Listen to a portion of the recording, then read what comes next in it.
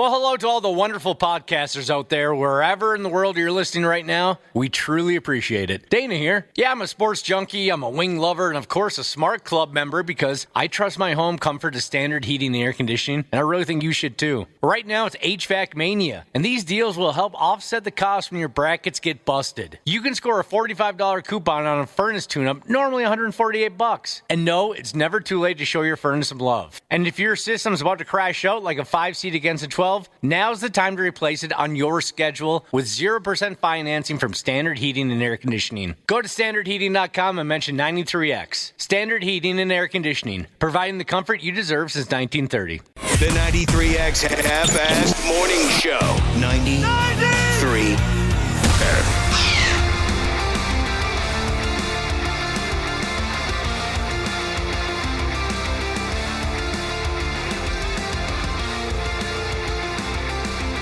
Yeah, I know what some of you are saying already. Again with this? Then you're not alone.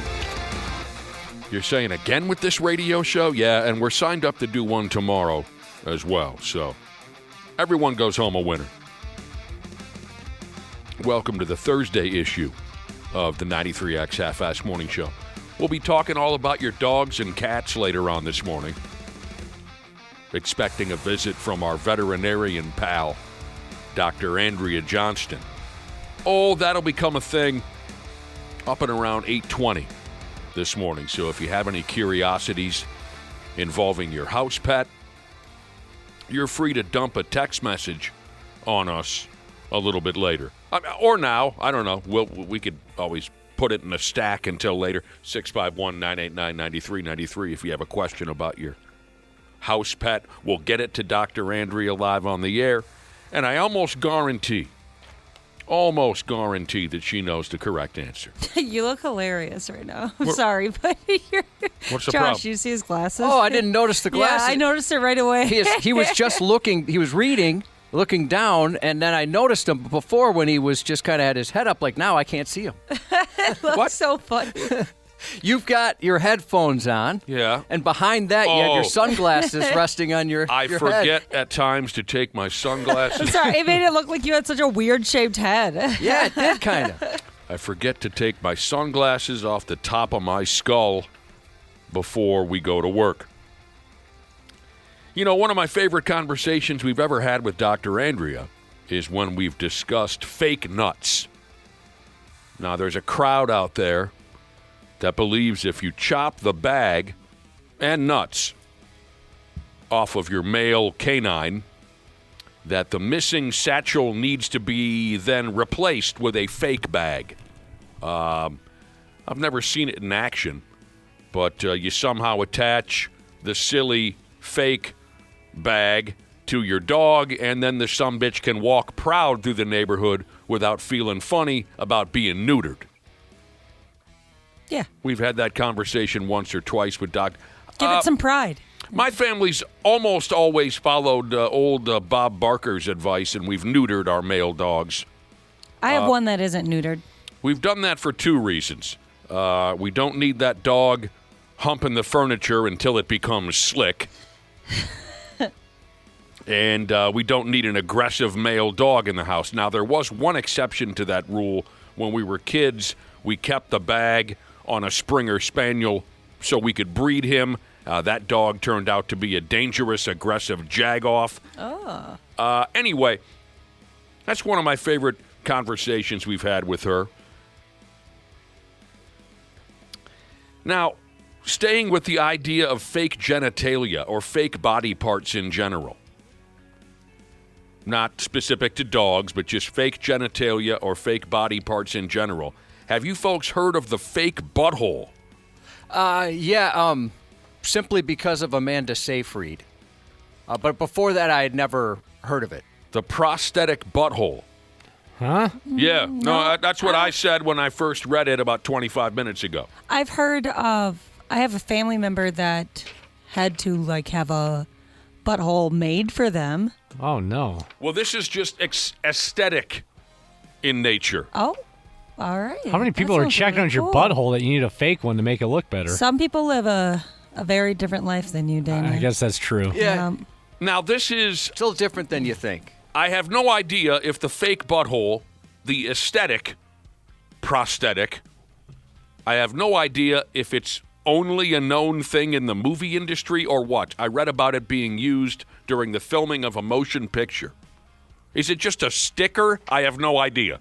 No idea. But Josh is right. Amanda Seyfried,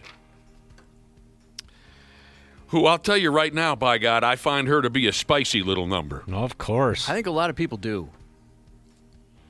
Did you see Chloe yet?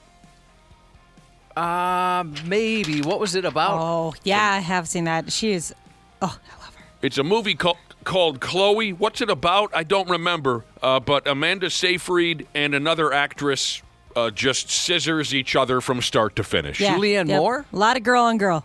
Julianne Moore is the correct answer. Oh, man, she's foxy. Amanda Seyfried. I did not see this one. Chloe? Yeah, I haven't seen it. Amanda Seyfried wore a prosthetic butthole in one of her recent movies. And if anyone is skilled with the computer, maybe you can look up, what is this? Again, I'm just picturing a sticker that goes over the real thing. This is not my field of expertise. Real anuses, now that is my field of expertise. But fake ones, I don't know the game. There are surgical ones. Right. Yeah. But, yeah, this one I is didn't- just, I guess, to hide it in case it makes it on screen. I'm not going to show my real one. I'm going to show one that looks exactly like my real one, I guess. Well, no, right, but I'm wanting to know, is it just a sticker? Is it a piece of plastic? Do you wear a harness around your waist? How? I need the specifics of the fake butthole. I tried to find a picture of it, and that didn't work out. Yeah, I'm not going to Google that. Why yeah, not? I am very What are you afraid of? unhappy with what has popped up What, are you on, on like the images. a dirty site? Just or? don't click images when you look up what is a prosthetic butthole. Okay. Yeah, don't do it. Well, Josh, you've got all the courage it takes to look this up. What are you finding so far? Yeah, I don't even see anything. You don't see a damn thing. No. I mean, like, I see sex toys, Jesus. certainly. Can you choose Now the let me check the computer. Okay, now, yeah, I see a couple things that looks like you got to pop it in there. Really? Yeah. It's like a butt plug? I guess. Overpaid Mechanic Jesus has a question. When I buy my fake butthole, do I get to choose the number of spokes? Oh, God. I would imagine, sure, there's got to be a variety. Yeah. He's not the only one. Many people are questioning if there can be alterations in the spoke count. Oh, wow. Sticker She's has just learned what a merkin is. That's fun, learning new things. Okay, especially like that. We're going to get to a merkin in just a minute, and I've forgotten what it is, so let's cover that when we get to it. Oh, this is great. One listener texted in to say, for Pete's sake, I've seen guar a dozen times, and I don't think I've ever seen a fake butthole. You would think if you're going to see fake genitalia, Well, maybe they're so good you can't tell. I mean, that's the point here in the Seyfried deal. if you're going to see a wide variety of fake genitalia, you'd think ground zero for that would be a guar concert. They specialize in fake genitalia. So, Amanda Seyfried wore a prosthetic butthole in one of her recent movies. And it says here, no, it wasn't the housemaid, whatever that is. It was her portrayal of an 18th century religious figure. The movie is called The Testament of Anne Lee. Sounds like a lot of fun. Oh, wouldn't it have been more interesting if it would have been called The Testament of Anna Lee? Yeah, I think so. Or is that part of the joke of the title of the movie? This is, sorry I'm asking so many questions, but I don't know. Well, I don't think the butthole was ever even in the movie, if I remember the article correctly. Right. So, I mean, it was all for naught. Did you get the Anna Lee joke or Yeah, not? anally, sure. Right. Oh, no. Ashley, now you... I didn't. Did you Right. see the confusion on my face? Is that why you asked? I can't see anything through my glasses. Oh. I can see close... I'm being honest with you. Oh, okay. I can see close up, but facial expressions are tough for me to read with these glasses on. The movie... This is Amanda This is Amanda Seyfried talking. She says the movie, The Testament of Anne Lee, it needed to be graphic. At the end of the movie, I'm standing in front of a burning building wearing just a merkin. I felt so free. Okay, a merkin is what again, Josh? Because I've forgotten. Fake pubes, I believe. Oh. Like a pube wig. Okay. So she covered up her front butt with a merkin, but her back butt was completely exposed in this movie. She said, "You cannot see my butthole in the scene, but I swear there is a prosthetic butthole there just in case. Just in case the cameras caught the real thing on her." She didn't want folks to see that. She wore a fake one. And you really got to plant it? I don't know. I mean, there's a variety on there. Maybe it's just, you know how they put like a scar on someone's face with whatever they use there? Maybe they just kind of, there's somebody back there making a little fake one for her. Whose gig is that? Yeah, I'd volunteer. Whose friggin' gig is, "Hey, bro, you want to go get lunch?" They're hanging out at the movie studio, right? "Want to go get lunch?" "Can't today. Big job today." "What are you doing?" "I got to put that fake butthole on Amanda Seyfried. So maybe grab me something and bring it back." Are you going to Subway? Where are you going? Subway? Bring me back a sandwich. I'm going to be pretty hungry after I plant a fake butthole on Amanda Seyfried. Truly fascinating to me. Yeah, it's a new one. I mean, you hear about butt doubles, things like that. All the time, yeah. The prosthetic wieners. Mm-hmm. But a beehole.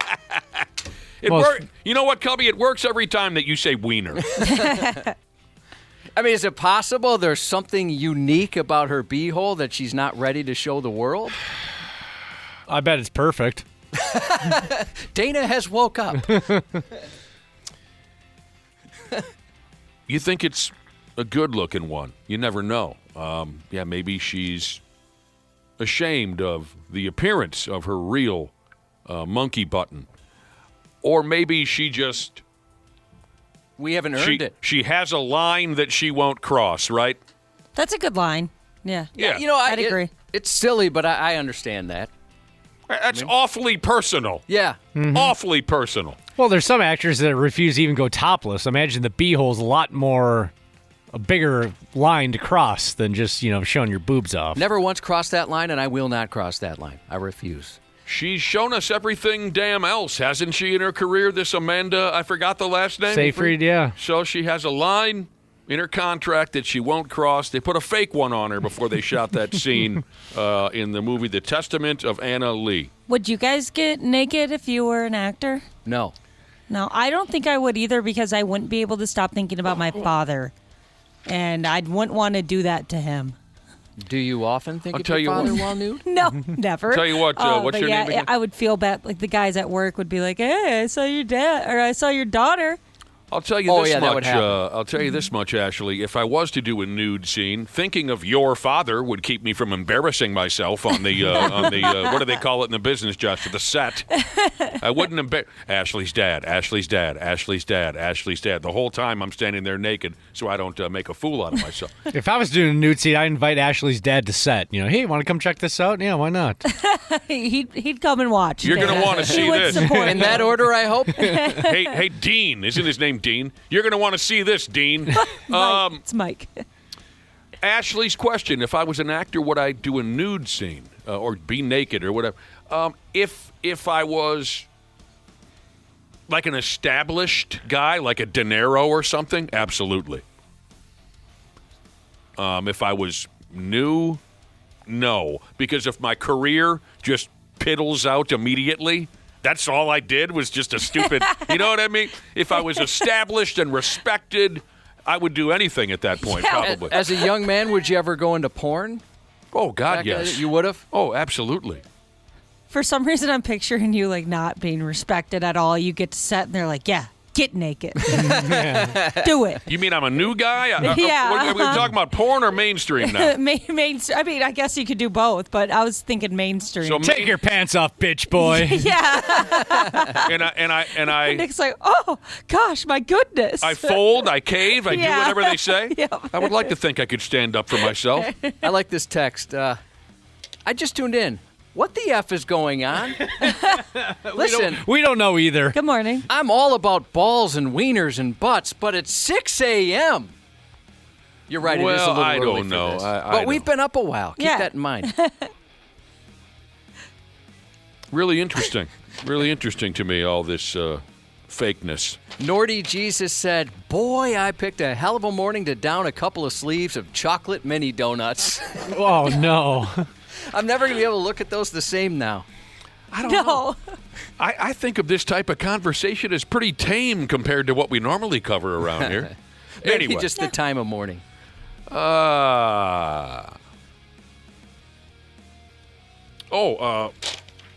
Speaking of Hollywood, did you guys know that Megan Fox isn't just one person, or she isn't just one actress? She's been portrayed by a collection of different look-alike actresses and models. I love this kind of thing. I thought you meant she was like a little crazy.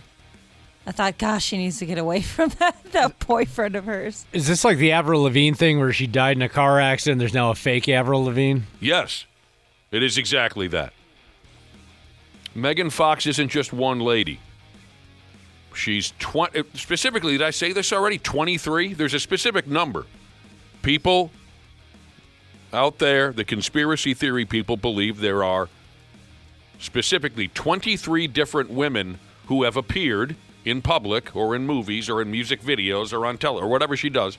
23 different women have portrayed Megan Fox. And only a handful of people have seen through this scam. The rest of us are just, again, sheeple who believe everything that we see and read. Why would there ever need to be 23 of them? yeah, just a couple would be good. Uh-huh. Well, also, it's not like she's that in demand that, we need more Megan Fox all the time. Like, yeah, she's a pretty lady and a good actress, but it's, So you don't think she has a perfect butthole?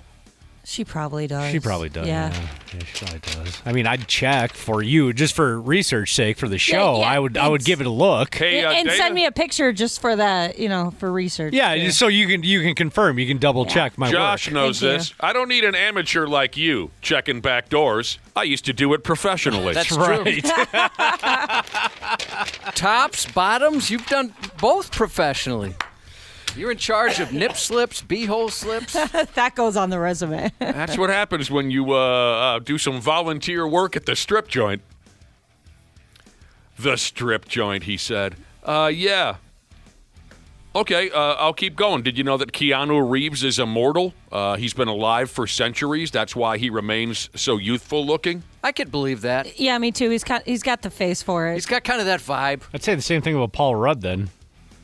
that he's been alive for centuries. Yeah. He looks the same as he did in, back in when he did a Super Nintendo commercial in 1992. Yeah, He is he one of- doesn't change much, does he? He is one of those guys that, they always say, here he is at this age and here he is at this age. It seems like every couple of years they'll post photos side by side. He does look very similar. Jesus, do you guys believe this theory? The perv printer texted in. He says, Megan Fox poops cotton candy. Yeah, I believe it. Again, I'll do that research when I meet up with her. Well, there isn't any research. The perv printer just Oh, you told us- confirmed it? Yeah, Oh, well, of course okay. he did. He's throwing out facts. Let's see. All right, as you might have suspected now, I've moved on to conspiracy theories. When I saw the Megan Fox one and I read the Amanda Seyfried butthole story, I thought they would work well together. So now I'm just kind of randomly looking to see which other Hollywood-related conspiracy theories you might be interested in. I love a good conspiracy theory because of one reason. They're friggin' hilarious. Yeah. Some of these you're probably familiar with because I think I've even heard this one. Child beauty pageant queen JonBenet Ramsey isn't dead. She grew up to be who? Katy Perry. Katy Perry. Eminem is a clone.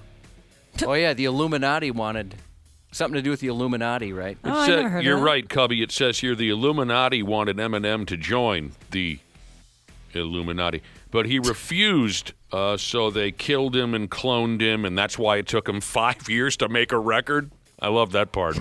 Why did it take Eminem so long to make a record? He made one in 2005. He didn't make another one until 2010. Oh, you don't know why it took so long to make that record? They killed him, and then they cloned him. You can't. That takes a while. A clone just can't wake up. What does a clone do? Sit up in a chamber somehow, or does a clone come out of like a pool of fluid, like in the movie? That's what I picture. Yeah. They got to teach him how to rap and everything. Yeah, a clone just can't sit up and start writing up rap lyrics. You got to give it some time. So that's why it took 5 years for him to. Pickle Jesus said that Nick Cage and Keanu Reeves have lookalikes from the 1500s. Did they have photography in the 1500s? Well, I want to see these pictures if that's There must be true. hand cave drawings of some sort. Yeah, I want to see those too. Nicolas Cage and who? And Keanu Reeves. Oh, yeah, I left this part out of the Keanu Reeves theory. I mentioned that people believe he's immortal. He's been alive for centuries. Oh. Some get very specific, Josh. Some claim that at one point or another, he was a medieval European emperor named Charlemagne. Wasn't there like a singer named Charlemagne or something similar? Oh, I'm wow. going to send you this picture of Nick Cage, his lookalike from the 1500s, Josh. How do they know? I mean, is it just a painting of some sort? Yeah, something like that. Josh, are you thinking of Shalimar? I bet I am. Yeah, there's something similar to that. Shalimar had some hits in the 80s, and I believe one of their hits was on the Footloose soundtrack, and the song was called... God dang it. Someone text me if you know the hit single from Shalimar that's on the Footloose soundtrack. There was a Diane Charlemagne, but I'm sure I'm thinking of Shalimar. Shalimar. That Charlemagne sounds so familiar, though. We got to go with one or the other. What are we talking about, Charlemagne or Shalimar? Whatever you want to talk about. Okay, I want to talk about Shalimar. All right, so I don't know when this is supposed to be. Ashley just sent me the side-by-side of this old-timey photo and a Nick Cage photo. They do look very similar. They're twins. All right, now Red Bull Jesus wants to talk about Shamillionaire. So we've got lots to cover this morning. Michael and LaToya Jackson are the same person, or were the same person. Mike is dead. Dancing in the Sheets. That was the Shalimar song off of Footloose. Thank you. Josh, do you believe that Michael and LaToya Jackson were the same person? No, I do not. Okay. Although it's a strange family, so maybe there's something to it. Who else got killed, at least according to conspiracy theorists? What's her name? Miley Cyrus got killed. Mm-hmm. Disney killed her because she was becoming such a little pain in the ass. And You're annoying. She was moving too far away from her Hannah Montana character. Right. She's masturbating and peeing on the sidewalk. So Disney killed her, and then, they made a clone of her. Wow, a lot of people have these cloning machines. Well, they're Disney. They can do anything. They've got all the money in the That's world. true. They kind of scare me. So they made more than one clone of Miley Cyrus, and they made her out of the DNA from cows, ducks, and chickens. Mm. Well, there was What's up with that part? What? What part? What? Wow. They go to a farm? What? Let's make her country. Gotta get the DNA somewhere, Ashley. What part are you talking about? What? All right, Ironworker Jesus, thank you. This is who I was thinking of. Charlemagne the God. Oh, That's the radio host. Me too. Yeah, that guy. That's who I was thinking of. Charlemagne. There's a Thank you, Texter. A DJ. Yes. A DJ. Thank you to Ironworker Jesus. Where is he? Does he work down at Love 105? Have we met this guy? I think he's a pretty big deal. He is, yeah. Nationally syndicated show called The Breakfast Club out in New York. Oh, that's the show. Okay, yeah, I know why now, because I've seen some of his videos. Like sometimes they'll pop up on YouTube, something they're talking about. Yep. Oh. Yeah, I think he can be funny, if I'm remembering the videos correctly. I don't know the guy, but I'm happy for him. My goodness. Well, the most famous celebrity hoax death might have been Paul McCartney back in the day, but that was debunked by Chris Farley on the Chris Farley show, and he asked him, he said, there's that, remember when everybody thought you had died? Was that a hoax? And Paul confirmed that, yes, it was indeed a hoax. He's actually still alive. Yeah, I'm right here, bruh.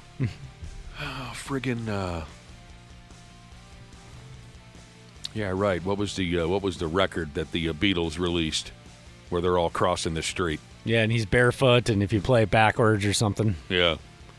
Abbey Road. Yeah, that sounds right. Abbey Road. What happens when you play it backwards? I'm intrigued. I love that kind of stuff. It gives you the codes to the missile launch. Already got him. Dana. Yeah. Have you heard the theory Paul Walker was murdered? I have heard that theory. Do you know more about that? Somebody what? just text that in. People send me links to it all the time. I haven't done any investigation because it just kind of makes me sad. So you don't know like what the theory It's is? government related, like he knew stuff or something. I don't. Like I said, I haven't dug too much into it just because the fact that the man's gone makes me sad alone as it is. I don't want to do too much research. Oh, sure. People are texting in their favorite conspiracy theories. Elvis Presley. Oh, yeah, that he's still alive? Is that the gist there? Yes. The guy died of constipation. Not cool. Yeah, if I'm going to fake my own death, I'm not going to have me die on the toilet. Right, you're going to come up with something better than that. Yeah. Dancing in the sheets. Ooh, what about the song Dancing in the Streets? Have you seen that music video? Yeah, I have. Oh, man, that's good. Well, which version are you talking about? The Van Halen version or the Bowie Jagger version? I was talking about the Van Halen version. Oh, yeah? Yeah. A lot of folks didn't like that one, Josh. I have a friend. I should say a lot of Van Halen fans didn't like that one. I had a friend who was obsessed. It was the one and only year I played Little League Baseball. And he was absolutely obsessed with Van Halen. He loved that one, and he loved Little Guitars. Those were the two he'd want to play all the time. Well, Little Guitars, there's no argument. That is an incredible, beautiful song. But there's a lot of argument still amongst Van Halen fans whether they should have thrown Dave out on his ass immediately when he demanded they record Dancing in the Streets. I personally love it because I love Dave, and I love the whoopity. Yeah, I do too. No, it's different.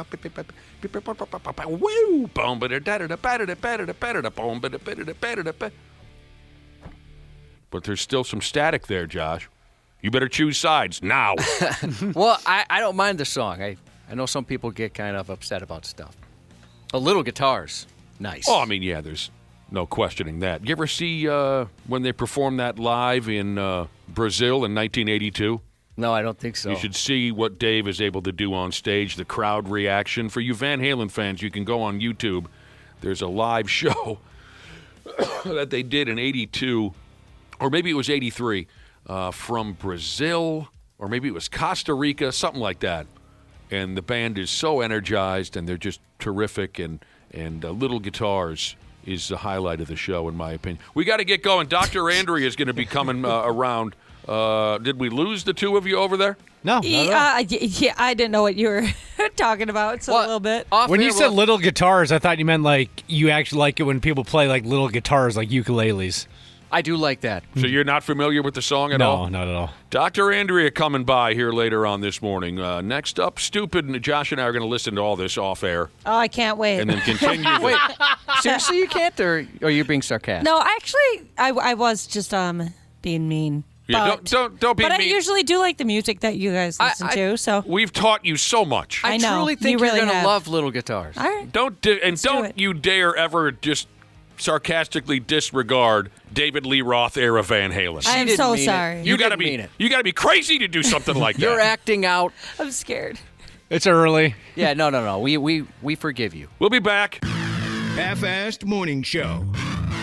93X. Well, hello to all the wonderful podcasters out there, wherever in the world you're listening right now. We truly appreciate it. Dana here. Yeah, I'm a sports junkie, I'm a wing lover, and of course a smart club member because I trust my home comfort to Standard Heating and Air Conditioning, and I really think you should too. Right now it's HVAC Mania, and these deals will help offset the cost when your brackets get busted. You can score a $45 coupon on a furnace tune-up, normally $148. And no, it's never too late to show your furnace some love. And if your system's about to crash out like a 5-seat against a 12, now's the time to replace it on your schedule with 0% financing from Standard Heating and Air Conditioning. Go to standardheating.com and mention 93X. Standard Heating and Air Conditioning, providing the comfort you deserve since 1930. Years of hard work, and now you've got pain in your back, your shoulders, your knees, maybe your joints. You need help. Randy Shaver here with the answer. Dave Bialke. He's got over 30 years experience in getting workers' compensation benefits for people just like you. Don't suffer. Call Bialke Law today. 763-571-2410 or go to bialkelaw.com. That's BIALKE law.com. And it spells relief for you. You didn't start a business just to keep the lights on. You're here to sell more today than yesterday. You're here to win. Lucky for you, Shopify built the best converting checkout on the planet. Like the just one tapping, ridiculously fast acting, sky-high sales stacking, champion of checkouts. That's the good stuff right there. So if your business is in it to win it, win with Shopify. Start your free trial today at shopify.com/win. Stupid news on the Half-Assed Morning Show.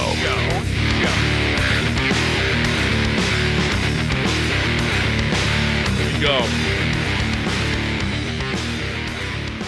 You remember earlier, Josh, when we were talking about fake buttholes? Yes.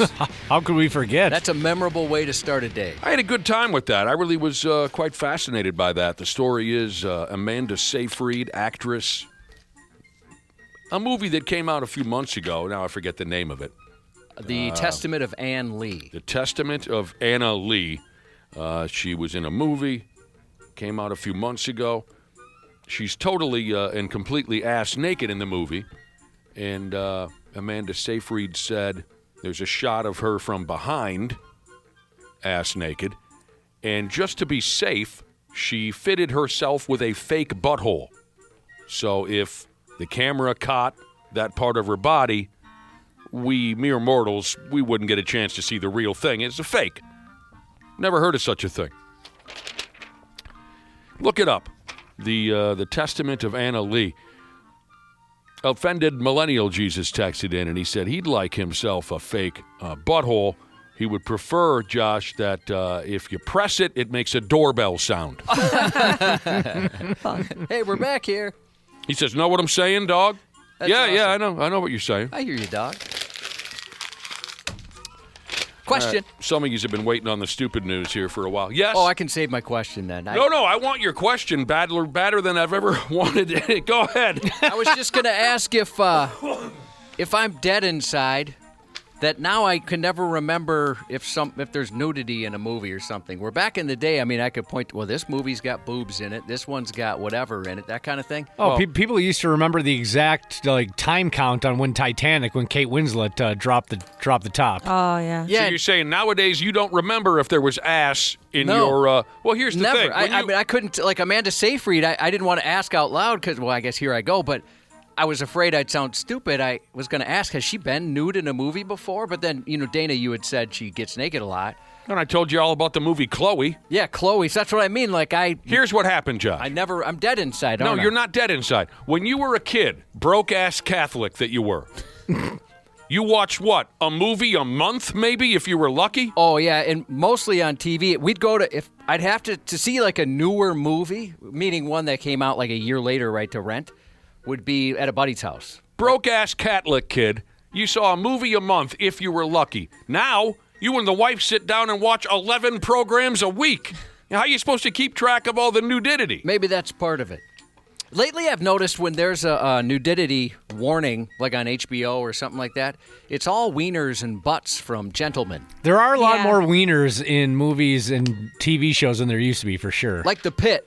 Yes. Oh, yeah. Example. You're going to see a wiener or two. My Oh, wife, yeah. when that N pops up for nudity right before it starts, my wife's like, maybe this time you get some boobs or something, because it's been a lot. I mean, they even like massaged an erection. Oh, yeah. They drained it, Medically, too. they drained it, yes. Do any of you folks watch Landman? I do. I love it. Yeah, it's great. I can't believe, Cubby, that you watch that program. I watched 10 minutes of it last night. My wife is watching Landman. Are you following this story so Yeah. far? So I walked into the living room. Maybe I sat down and watched 20 minutes of it with her. That show is so sexual, and I know that that type of thing makes you uncomfortable. Well, I guess I don't see it as sexual. It's pretty sexual. It is? Yeah. Oh, definitely. What's going on? The mom and daughter, they're constantly walking around naked. Oh, or they're half very naked. Okay, Yeah. yeah, sure. They're dressed like that, but I yeah, I can't mean, there's believe not you- like a lot of intimacy scenes or anything. I can't believe you allow yourself that program. I close my eyes during those times and watch all You the better. Billy Bob Thornton stuff. Oh, you know what? Maybe we should get to stupid news. Oh, I don't care, Josh. Yeah, no, Okay, keep going. This don't is care. more, I this is don't wanna more upset interesting. anybody. Nobody cares.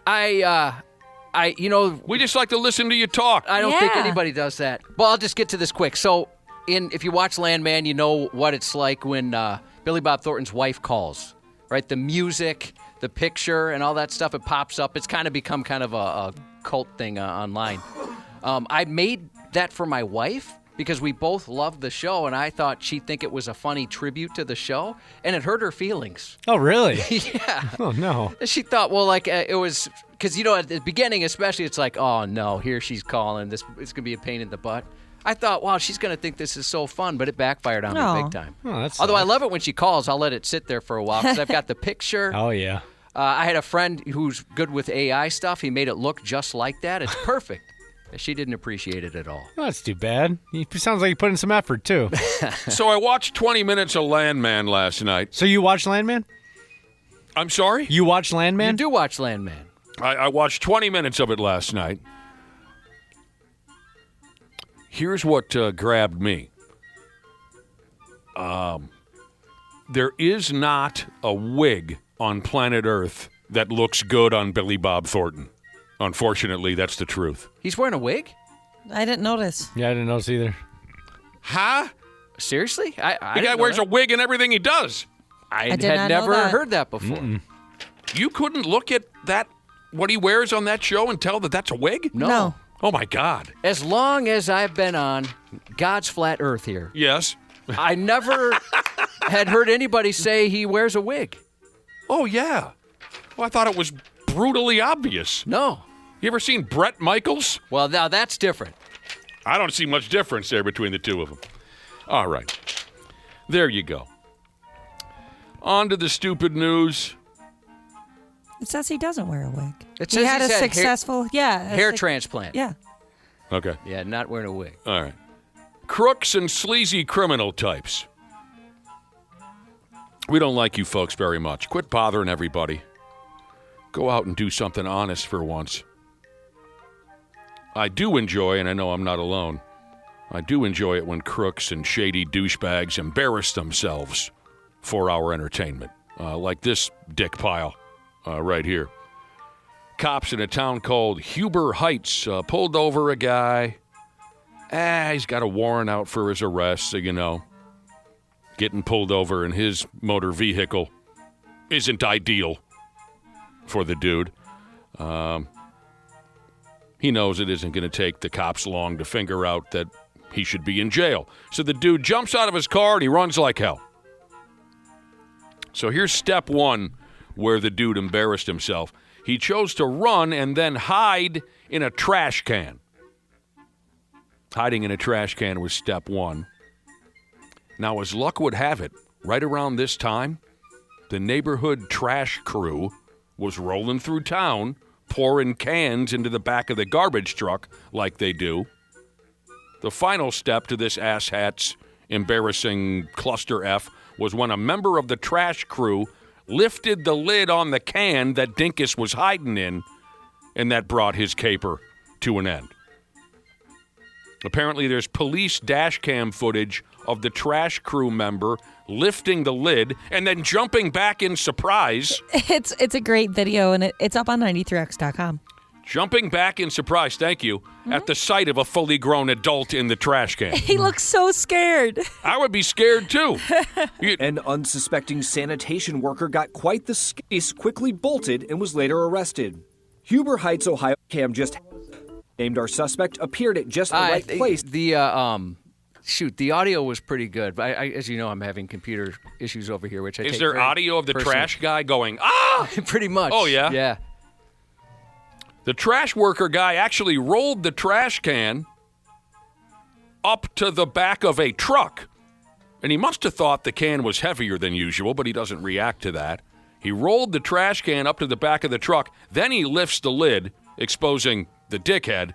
And the cops, who were sitting right there, were able to pin this idiot down and slap the bracelets on him. Yeah, he's probably thinking to himself, oh, I wonder what's in here. It's awfully heavy.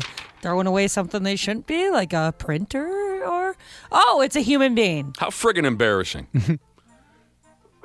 After the dust settled, the local cops went on social media to tell the story, and they gave Dinkus the very predictable nickname of Oscar the Grouch. So you're telling me that that was a successful hair transplant? That Yeah. I'm not going to call it successful because it looks like a wig. Whatever helps you sleep at night. What if that's what it took? What's I'm that? not counting sheep. I'm going to think of celebrities that might wear a wig. That'll help me sleep at night. Liquid Death. That's the new hip soft drink in town. Do you folks like to drink up that Liquid Death? I haven't. Yeah, I see it. I mean, they've got funny commercials. And It's water, isn't it? Yeah, it's water. Sure looks cool. Yeah. Their cans look cool. I don't know. It just Your can tastes looks like cool. water. I've had it a couple times. Is that right? Yeah, it's pretty. I don't really understand. I have some sober friends who like it because, just give them something to hold at a concert or something, and it looks cool. And It makes tastes sense good. for that situation, but I have a cousin that I go deer hunting with him, and he just likes the stuff. Just I'm likes to is- sip on it. I'm like, isn't that more expensive than bottled water or tap water? There's tap water. Tap water's free, I don't actually. get it, but whatever. So, by the way, real quick, back to our garbage man story. Dude lifted up, the trash worker guy lifts up the lid, sees a human being in there and screams and jumps back. Hello. No, that's not accurate. Hey-o, fella Jeebus texted in.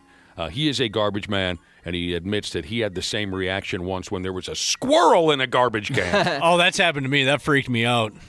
Yeah, I would think any movement you're not expecting would Right. get you. All right, so Liquid Death, the hip new drinky. I'm going to need some help on this one. It says here, folks at Liquid Death headquarters and the peoples over at Spotify have upped and released the very first music streaming urn. It's equipped with a Bluetooth speaker so you can jam eternally. That's how they put it. What's the worst part about being dead? You can't listen to music. Now you can enjoy all your favorite jams for eternity. Research shows that if you keep the dead happy, they're less likely to haunt you.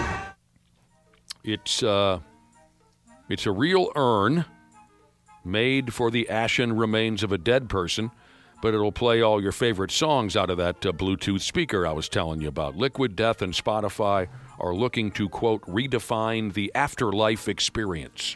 Can you imagine I can't say that I really get it. But. You're at a graveyard and all of a sudden music starts playing from under the ground? I think that would freak the heck out of That'd me. be so sweet, though. Well, that would scare me. The urn will cost you $495. I don't know how much they regularly are. I think urns are kind of expensive. Can't you just put them in anything if you really want to? Yeah, just throw them in a bag. Yeah, pickle jar. I have somebody that wanted to be in a coffee can, so Are they big coffee fans? I or- can't remember the backstory to it. This gimmick is available on Liquid Death's website. In case you're interested, I'll tell you more details. The urn is approximately 7 inches in length/width, 11 inches tall. It charges up with a USB cable type of a thing. Spotify's also coming out with something called the Eternal Playlist Generator. So I don't know, songs to play for the dead? Here's your typical urn price range. Between $70 and $2,250. Oh my gosh. It says most they'll go between $100 and $400. My parents pre-bought theirs. Oh, did they really? Yeah, they like to buy like Amish furniture and stuff like that, so they bought Amish urns. It's just like kind of they're simple wood urns basically, and look pretty fancy. I think they paid $50 a piece. I guess if I got my dead grandma in that urn, it makes sense to load it up with songs that grandma liked to listen to, and then we all sit around and tell stories about grandma. Anyway, there's a commercial for this party urn or whatever it is, and you heard the catchphrase there in the the audio that Josh played for you. They say, "What's the worst part about being dead? You can't listen to music." I wouldn't say that's the worst part, but sure. Nordy Jesus said Liquid Death also has pop and iced tea, and a few people said that their iced tea is slamming. It F's. Yeah, I see the cans, just never had one. Yeah, I've had one, and there's something about water out of a aluminum can, and especially when it's ice cold, it tastes great. You taste great. Thank you. I bet. I still go along with whatever sprays out of my sink at home. I'm content with that. Yeah, I'm a I'm water fine. faucet guy. Yeah, my husband gives me crap though. He's like, "Why don't you get it from like the filtered fridge?" And I'm like, "I don't really care." Ashley, though, as you get the drinking fountain water here, I get the bathroom water here out of the sink. Yeah, I'm a little weird about that. Yeah, everybody comments on that. I mean, you do you, but I'm just not going to do it. Speaking of grandmas and grandpas and whatnot, here's an older feller. He lives out there in Long Island, New York. Boy, I bet that blows. But that's not the point of the story. Dude is piffed. He came up with a hilarious personalized license plate. And by damn, we all know how wildly funny those personalized license plates can be. Anyway, the guy, he goes by the name of Seth Bykofsky. To me, it sounds like, here's the story. He's been hauling around his personalized license plates on his motor vehicle for a while. He's gone here, he's gone there. But now suddenly the local Department of Motor Vehicles is telling him his wacky license plates are no longer cool. They're no longer allowed, and he's got to get rid of them. And I'm telling you, the people of Long Island are missing out on some solid comedy because Seth had plates on his whip that read PB4WEGO. P before we go. I think it's kind of cute. You've seen the television commercial, right? It's good advice. Seth is so disappointed by the DMV shutting him down, that he's even trying to bother the governor of New York about this. He's going to let it go. Or, pardon me, he's not going to let it go. He's made some telephone calls to the damn governor. Seth says that P before we go plates aren't offensive and no more controversial than any other dad joke. He says one time even a cop pulled up next to him at a light and said, "I just had to stop you. I got such a laugh out of your plates." Huh. That'd be kind of annoying. What would be annoying? Getting stopped just to get a compliment on your... No, not pulled over. A cop pulled up next to him at the light. Oh, gotcha. Okay, I misheard. Here's more Seth for you. He said, "I'm trying to make people smile, just to give them a little laugh at a time when we could all use something to laugh about." He said, "It's clever, it's comical, it's witty. It's a phrase that every parent and grandparent says." Seth is a dork, but I gotta admit, he's likable. Oh, yeah, listen to him. I've even had police officers pass by and honk. They tell me, "I love your plate." No, and now, all of a sudden, the Department of Motor Vehicles has lost their sense of humor or their ability to reason. Do you think people have actually, like a cop, honked at him and said, "I love your plate"? No. Absolutely not. I mean, possibly. But I like the way he talks. I think he made that up. But he's going straight to the governor with this.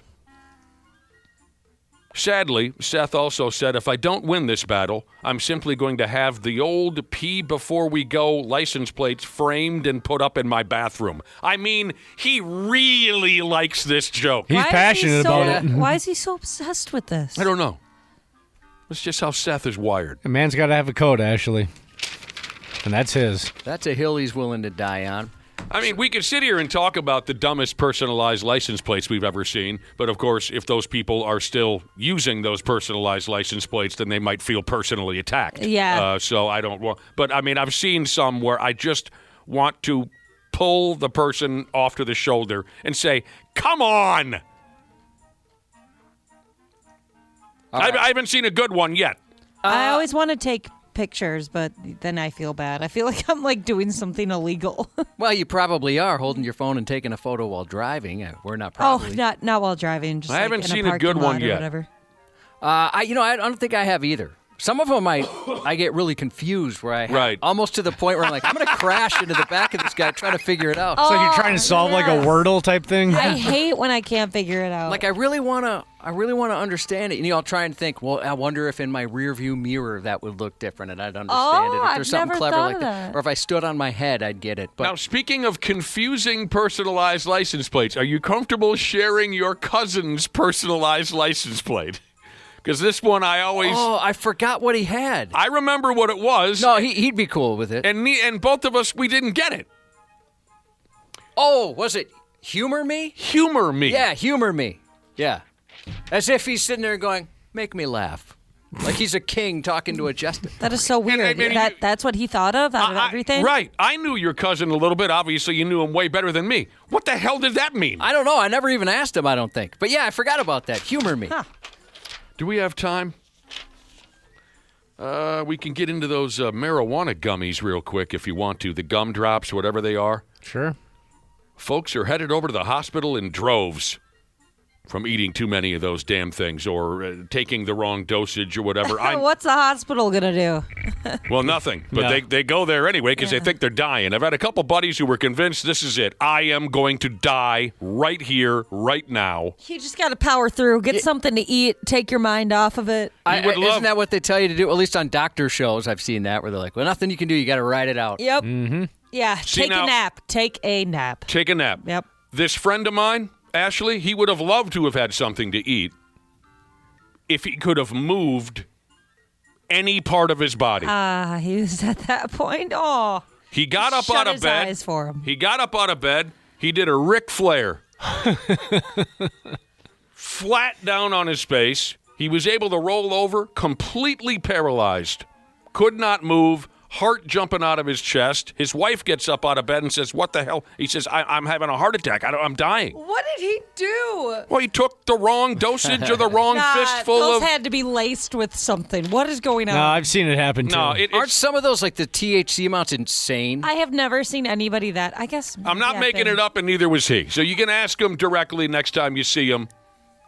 I guess I've kind of been that high off of edibles. I went to...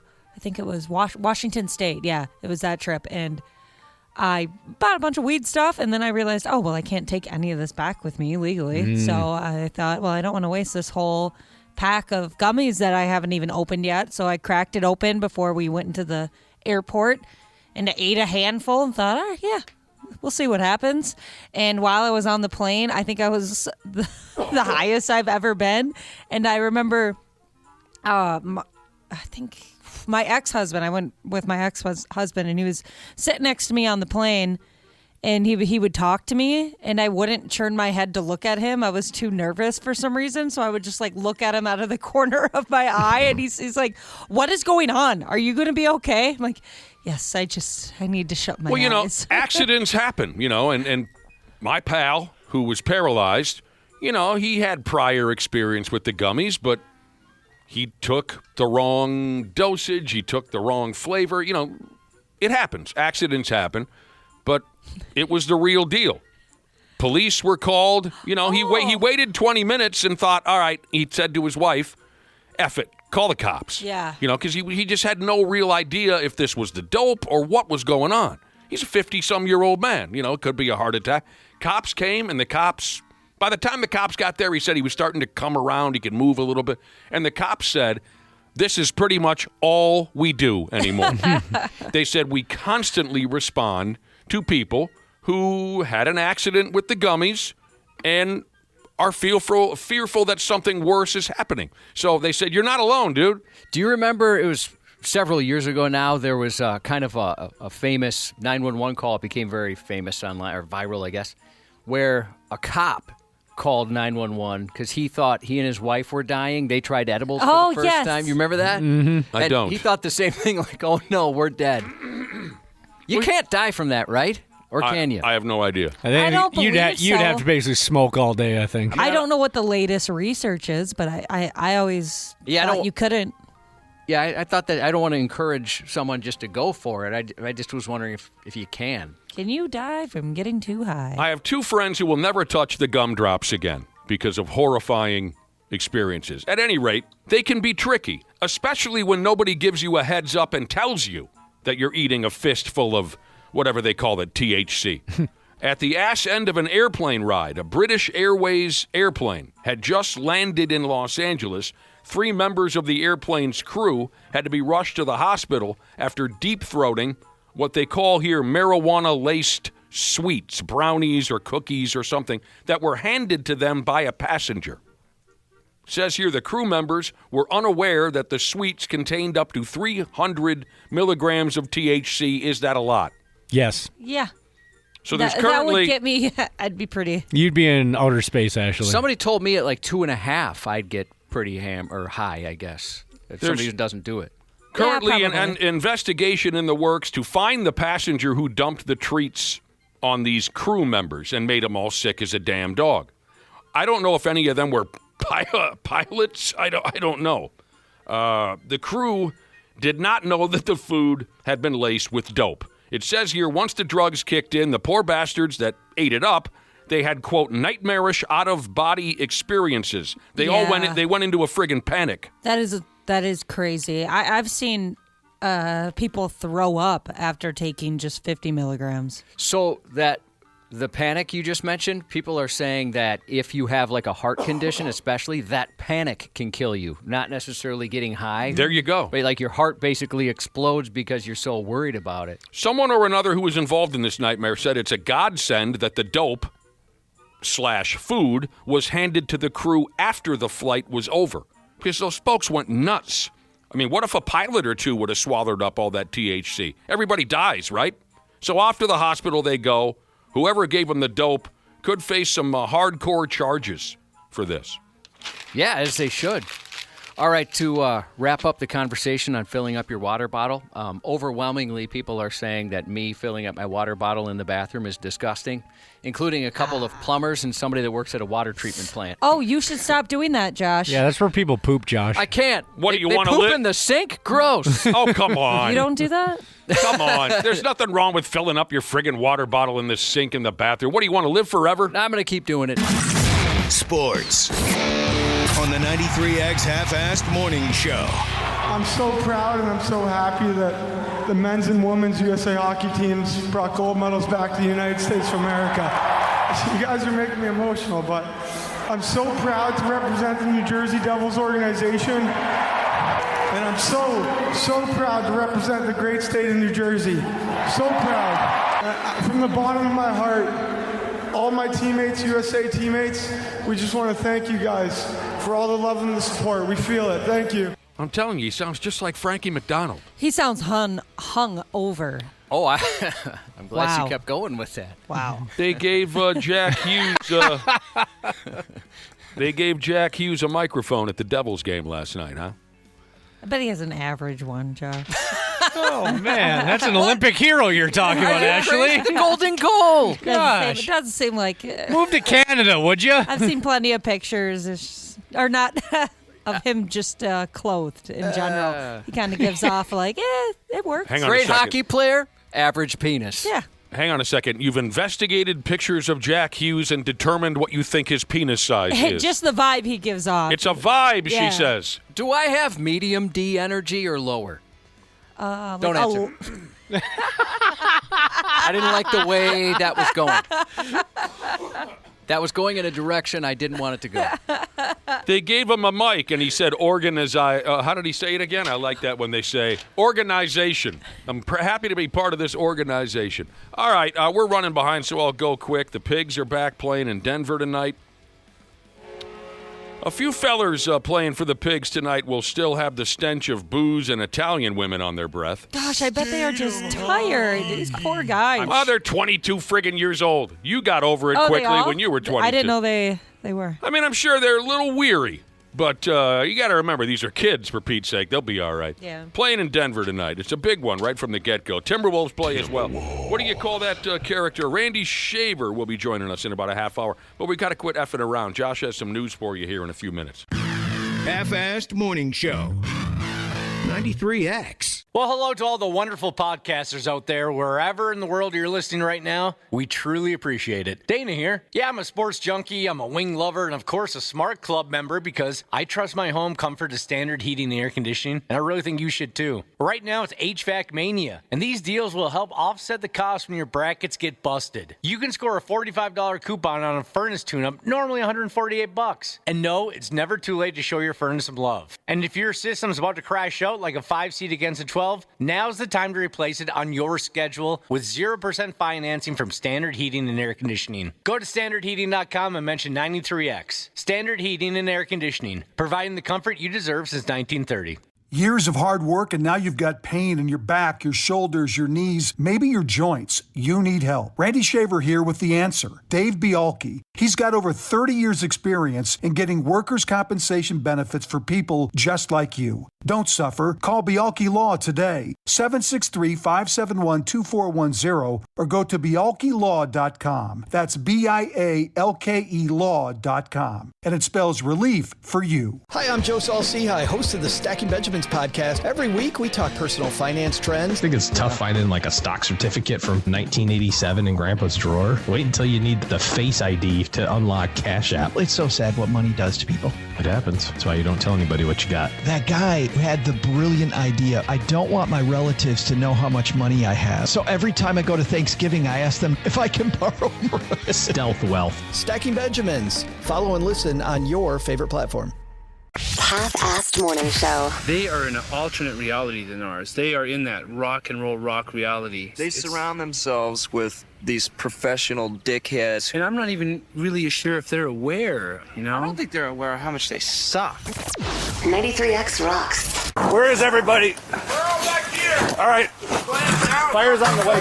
Can we get this truck? Can you get this truck and back that up? Two Faribault police officers found themselves staring at an impromptu rooftop, leading a rescue last week, when 5 people wound up stranding atop a house that was very enthusiastically on fire.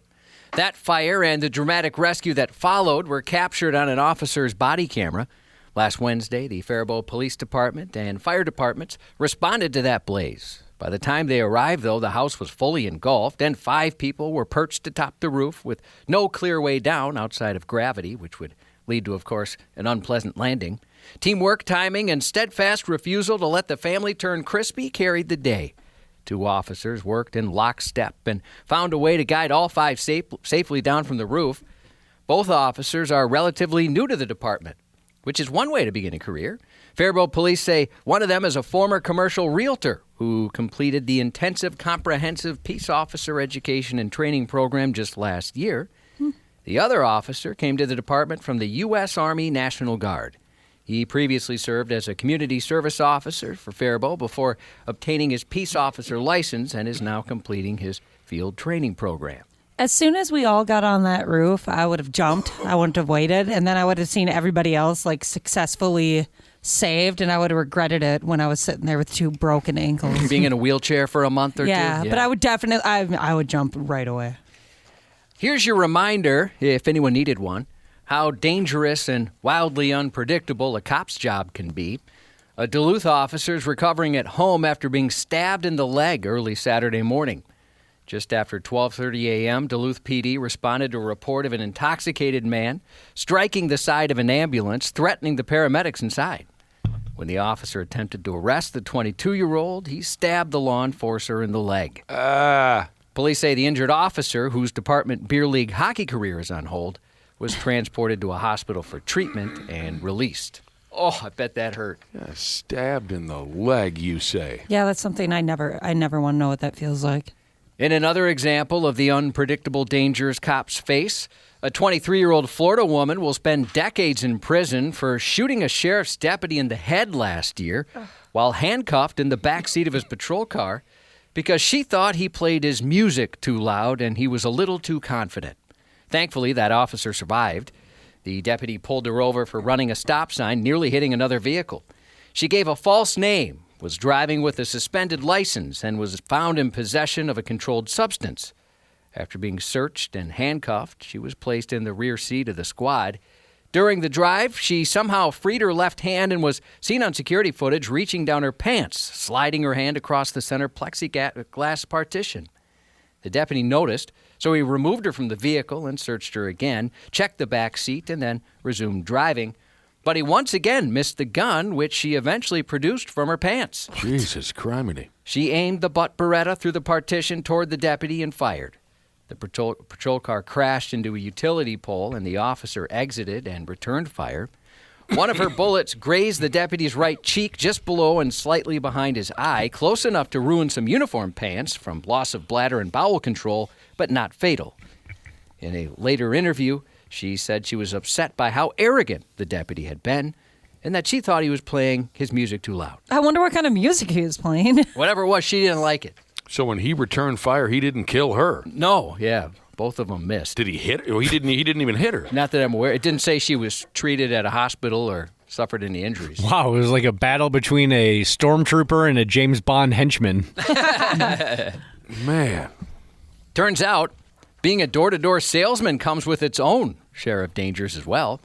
doesn't just mean dodging barking dogs and door slams. Sometimes it means sprinting for your life in sensible shoes. What started as a routine evening of knocking on doors took a violent turn when a deranged Florida man chased down a trio of cell service solicitors while shouting he was going to kill them. Then he shot at one of them until he was out of bullets. 38-year-old Reginald McGee crossed paths with 3 AT&T salespeople trying to reach residents at townhomes in Brandon, Florida last Wednesday. The group, 2 women and 1 man, were moving through the neighborhood when McGee began taunting them and chasing them down the block, yelling, "Where are you? And I'm going to kill you." As they tried to get away, he pulled a gun from his waistband and fired at the male staffer until his weapon went dry. When officers arrived, they found the wounded victim propped up against the stoop of a townhouse with gunshot wounds to his leg and foot. Where is he? He was halfway down this block. All right, go get eyes on him. The officers ran in the direction they believed the shooter had fled and found him near his home, which wasn't too far away. This was a completely unnecessary escalation that left a man seriously injured simply for doing his job. When a disagreement turns into gunfire, this is a choice, and it is a criminal one, Hillsborough County Sheriff Chad Cronister said. McGee initially tried to claim self-defense, but later admitted he had chased the frightened salespeople and shot at them and said, "I hope he's dead." Luckily, the man was not. Totally out of his friggin' mind there, isn't he?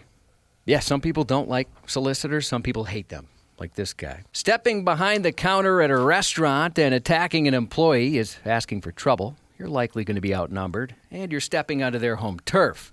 It's a disadvantage many find out when it's already too late, like when a Whataburger employee is using a trash can to bang you over the head. Video from the dining area of a Whataburger in Paris, Texas, captured one such lesson unfolding. A customer decided it was a good idea to test his luck behind the counter, and employees responded. A man dressed in all black berated staff and then left, only to return later drunk and attack an employee. Another employee stepped in to help and hit the attacker in the head with a wire fry basket, giving him the beating of a lifetime. And what a beatdown it was. The blow from the fry basket knocked the man to the ground. That's when a witness began recording, capturing the manager beating the attacker with a trash can. As the suspect recovered, he took off and left the restaurant while employees called police. The 41-year-old was later found bleeding from the head in the restaurant's back parking lot and arrested. The incident echoes other recent cases of restaurant workers defending themselves during attacks by aggressive customers. In December, a violent brawl between Chipotle workers and an unruly customer broke out in Connecticut after footage appeared to show a customer at the register throwing an unknown object at the employee. I mean, they got knives and whatnot back there. Yeah, big ones. When the worker retaliated by throwing something back, the combative customer moved behind the counter, shoving workers aside and pushing the employee to the floor, igniting a massive brawl. Dang. Things got horny at a steakhouse where a couple were both penetrated right at their table, right in front of other diners, courtesy of some airborne antlers. What was supposed to be a simple steak supper turned into a prickly predicament for a Tennessee twosome. 54-year-old Dennis Schwartz and his 59-year-old wife Patricia were dining at a Longhorn Steakhouse in the Nashville suburb of Madison when a decorative display of wooden antlers decided to dive bomb their dinner. According to the complaint, it detached due to being improperly and inadequately is the word, secured, and fell directly on them. Both suffered injuries as a result. Stabbed by the antlers? Yeah. Now Dennis and Patricia are seeking $150,000 each over the freak occurrence. They describe their injuries as serious bodily injuries and say they have also endured lasting mental anguish. Here we go. Okay. Here we go again. In a complaint filed initially last week, the Schwartzes argue that management at the Longhorn location in question knew or should have known the antlers were improperly secured. Longhorn and its parent company, Darden Restaurants, the Orlando-based national company behind Olive Garden, Ruth Chris, and others, were, quote, negligent, and they failed to notify, caution, or warn the plaintiffs of the unreasonably dangerous condition existing on their premises. Whenever I hear a story like this, Josh, I just wish I would have concentrated in school and became a lawyer. When they come up with some of this stuff? Yeah. It's beautiful. Beautiful Yeah, what they're... The money they can rake in over chicken garbage like this is it's impressive. What a way to make a living. Yeah, there's more. I mean, it sucks that they got hit by this thing. I feel bad for them, but I would have settled for just a free bloomin' onion or something. yeah, they didn't really get too into what necessarily happened to them physically, but there's more. Such injuries have greatly hindered the life of the plaintiffs, the complaint states, citing pain and suffering, loss of companionship with one another. They can't be intimate anymore. Of course not. And an overall loss of enjoyment of life. The complaint does not spell out the precise nature of their injuries, so they don't say if there's traumatic brain injuries or what's happening here. Still, taxidermy tumbles involving antlers have caused severe harm before. In 2019, a New York man was nearly blinded when a stuffed deer head fell from a shelf in his garage and one of the antlers pierced his eye. God damn. Oh, that'd be so bad. That would hurt. That would hurt quite a bit. Surgeons were able to save his sight, but said his case was one of the most extreme trauma injuries they had ever seen.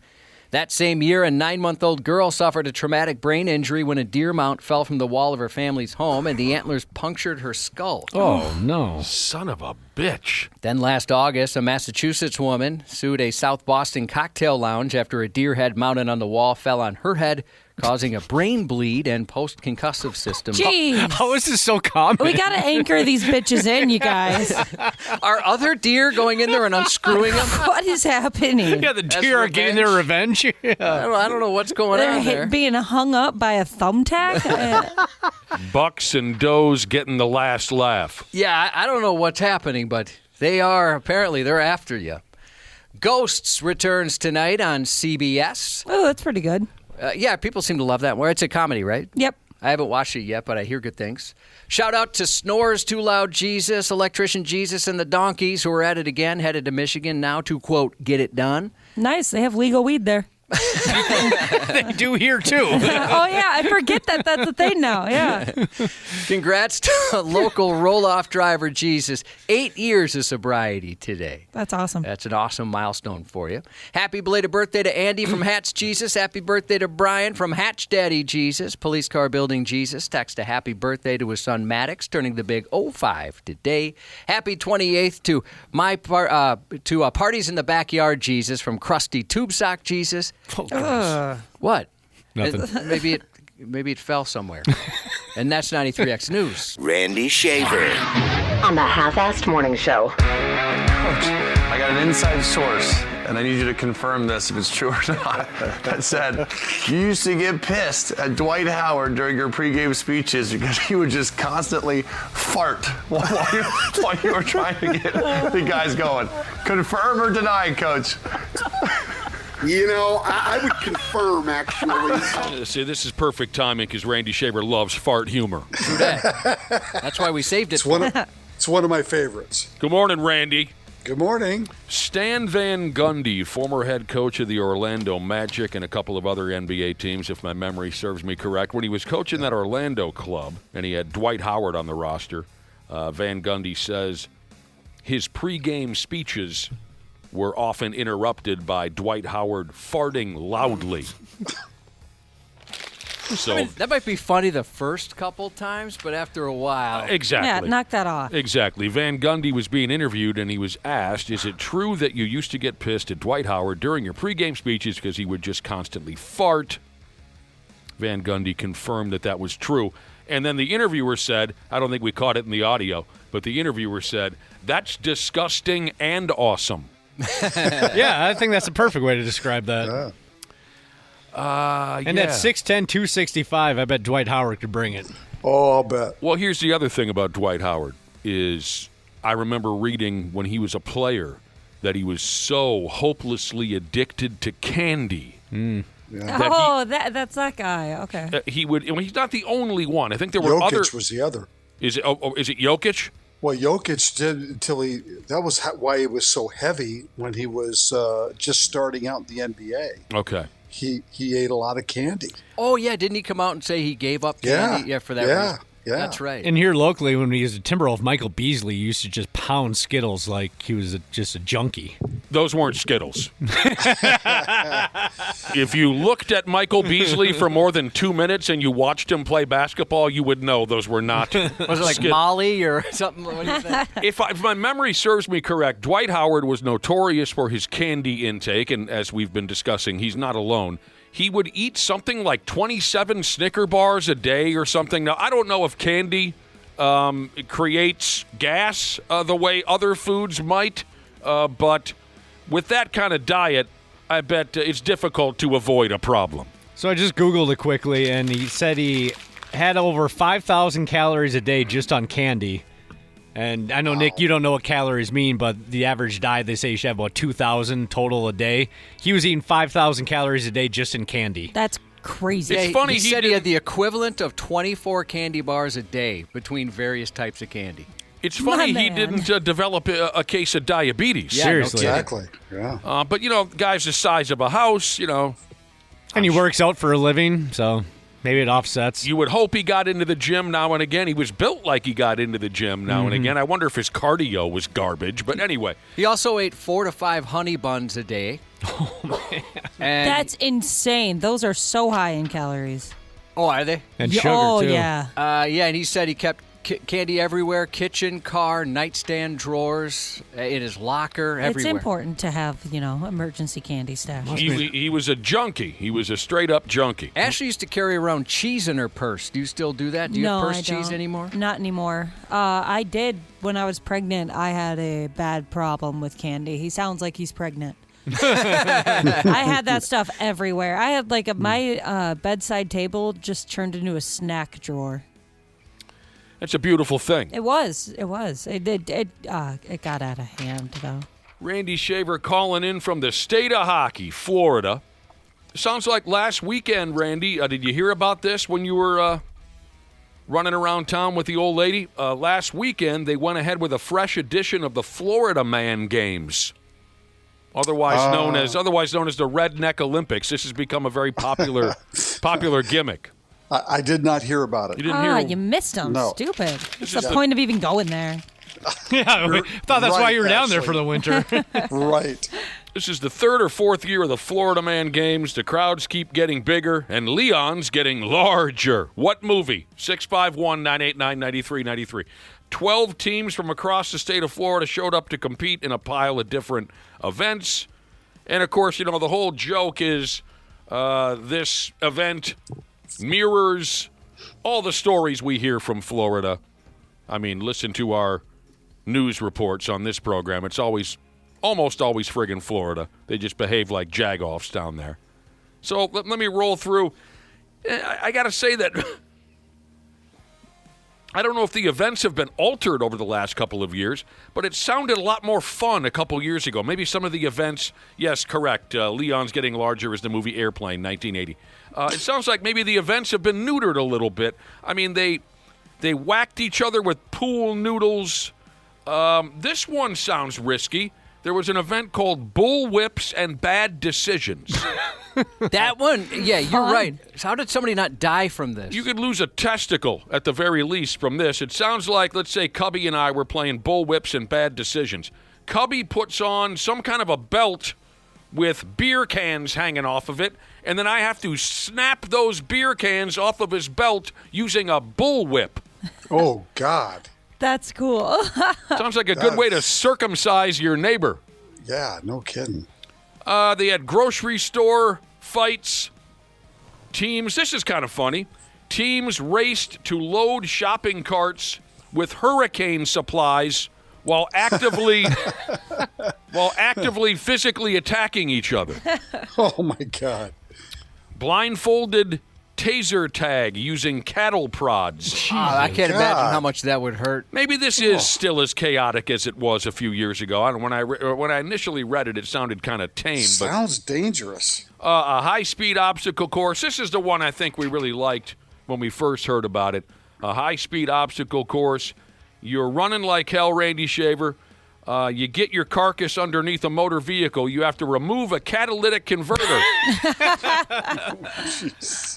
You have to remove a catalytic converter faster than the other guy and then run away from real pursuing law enforcement officers. It is fun that they're just leaning into the whole thing. Oh, yeah. You see people in Florida wear those shirts? Yeah. The Florida Man shirt. It'd be cool if they expanded that to other states. I'd love to go to the Florida Man Games if it came here. Yeah. They just did a tour. Yeah. I still have a piece of paper written down here somewhere. A couple years ago, we wrote up what we would do if we threw a Minnesota man games. Of course, we don't have... Hot dish? Yeah, hot dish. I have it here somewhere in this massive pile of papers that I have. Of course, something to do with hot dish, something to do with snow blowing, peeing in the snow. Fishing has to be on it. I'll try to find it. Maybe I can find it for you. Well, similar to their hurricane prep thing, same thing. Have you ever been to a grocery store when a blizzard's about to hit in Minnesota? Oh, gosh. It's chaos. Crazy. I have it written down here somewhere. Randy Shaver, how many times have you gone into a panic and you had to call the gambling addicts hotline? Just sweating late at night. Trying to talk real low so your wife doesn't wake up. Have you ever broken into a cold sweat and had to call the gamblers addicts hotline? No. All right. While you're down there in miserable Florida, it says here, ever since sports betting was legalized, and that fired up in Florida in the year of 20, then 23, so it's been 3 years. In Florida specifically, their gambling junkie hotline rings off the hook, they say, 24 hours a day. And 1 in 5 callers say they've lost over $100,000 by betting on ball games. Oh, boy. So that's never been you? No, sir. No, sir. 1 out of 5 callers have lost over $100,000. That's crazy. No kidding. Yeah. That's How much money do you got to be making to lose that much? Well, that's the thing is a lot of these sites, they allow use of credit cards. They do. I my didn't think they gosh, did. I thought you had to go like a Well- bookie for that.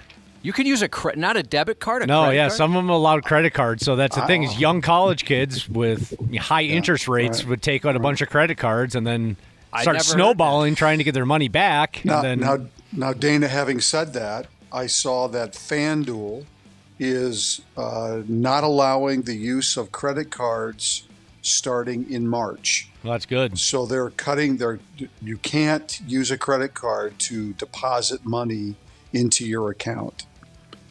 So that may change some of the things that are going on. Do you know the phone number for the gambling addicts hotline? I don't. You don't even know the number. No, he's got it written- his phone. He's got it written down. It's in his wallet somewhere. Yeah. Hey, digital assistant, call my most recent phone number. The number in Florida, it says here, the telephone number down there for folks hooked on sports gambling is 888-ADMIT-IT. 97% of the callers are dudes. 97%.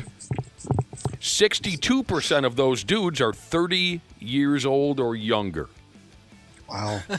Okay, The young bucks are going mental. Yes, Colin. the person didn't give a name, but he said there's videos of people calling the hotline, gambling on whether it's going to be a guy or girl that answers. I've seen those. Come on. Are you kidding me? Knock that off. It'll be 2 guys sitting there videotaping. They have $100 on the line. Get some help. Person That's got to be a joke, right? I hope so. Yeah, it's got to be. Dude. Good Lord. All right, $100. Call the number. Yep. Ah, darn it. A guy.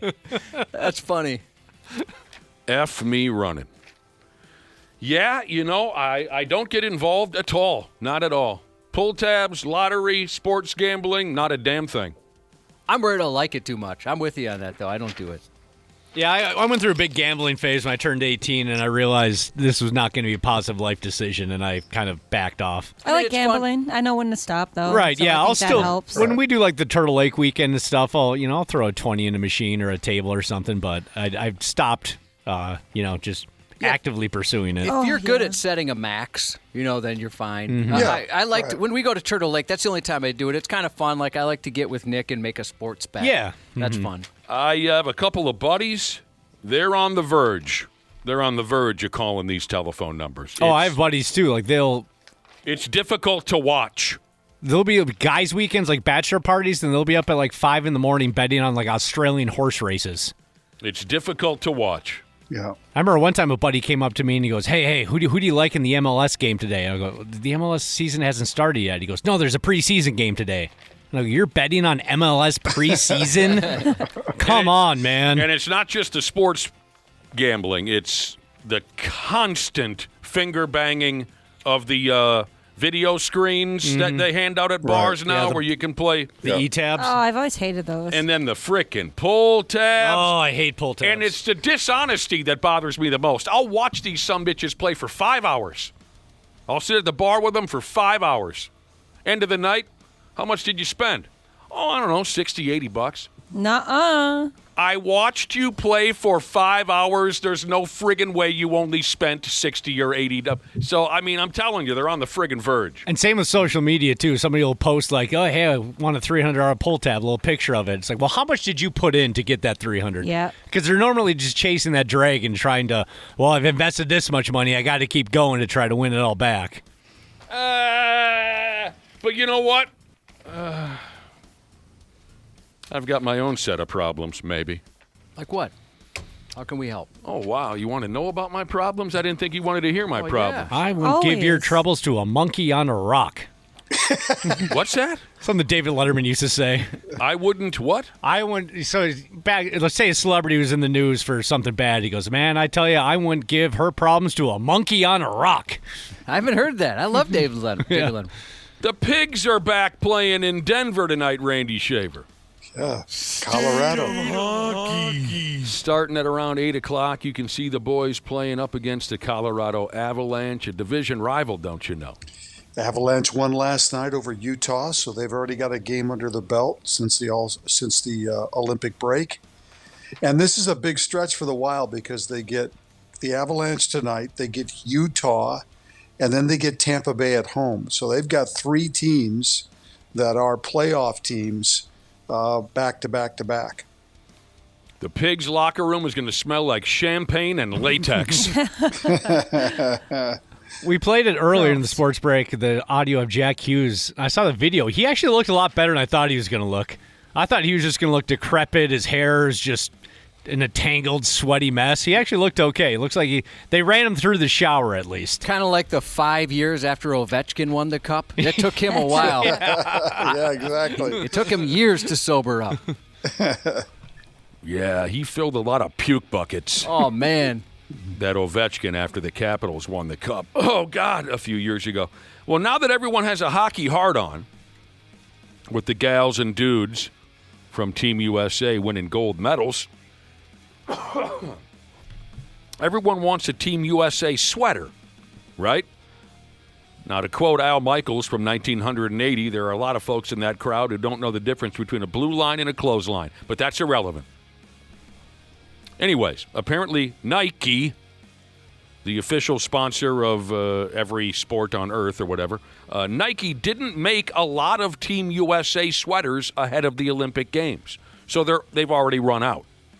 Now, here's where things get cold-blooded. A sports website called The Athletic went ahead and cut loose with an article that said Nike didn't make a very big pile of Team USA jerseys before the Olympics started because Nike thought that the Canadians would win the tournament.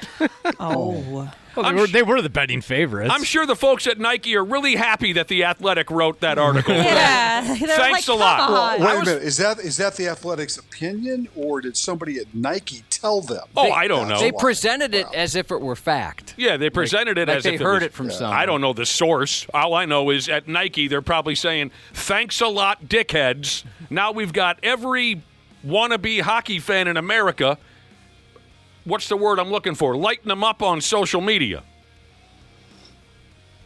Because we just love to spit hate at each other anonymously these days. Every hockey fan in America, still addled by a raging Team USA boner, is sending hurtful, hateful messages to Nike, calling them un-American bastards, and all types of misplaced childlike anger is being thrown around.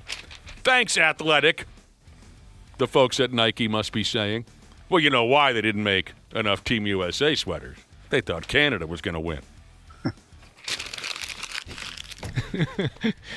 You go to buy in a USA jersey and it says out of stock. You might also want a Canada jersey. We have plenty of those. It is always interesting when you see a photo from another country and they're wearing a team victory shirt from a team that lost. Oh, yeah. Super Bowl loser. Mm-hmm. Or no, actually a team that they thought was going to win. Yeah, of sometimes they'll print up as if the team did win, to have them ready, and then of course then they don't use them, and then they ship them away. Oh, wow. Golden Gopher men's hockey's winding down their season. Tonight they begin a season at the University of Michigan. The two clubs will go tonight and Friday night. The Wolverines are the second-ranked club in the country.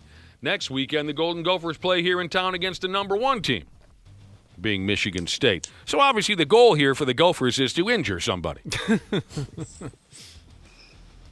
Not been a good year for the Gophers, correct? No, they're only ahead of Notre Dame in the standings in the Big Ten.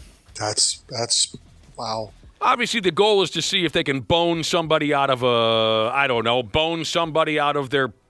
decent spot in the pairwise rankings or something going into the When was the last time the Gophers were this bad? Well, I mean, Randy, they're behind hockey juggernauts like Ohio State and Penn State. It's tough to beat them year after year. I have no idea, Randy Shaver. I could. It's probably an easier answer than I think. The last time the Gophers. Well, are you asking when's the last time they missed the NCAA tournament?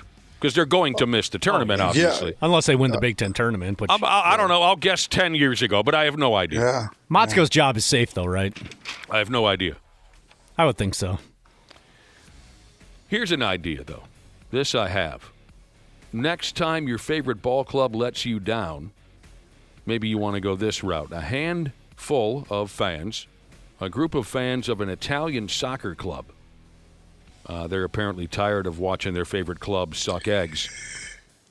So they filled the bed of a pickup with horse, and they dumped the turds at the front gates of the team headquarters. It's rude.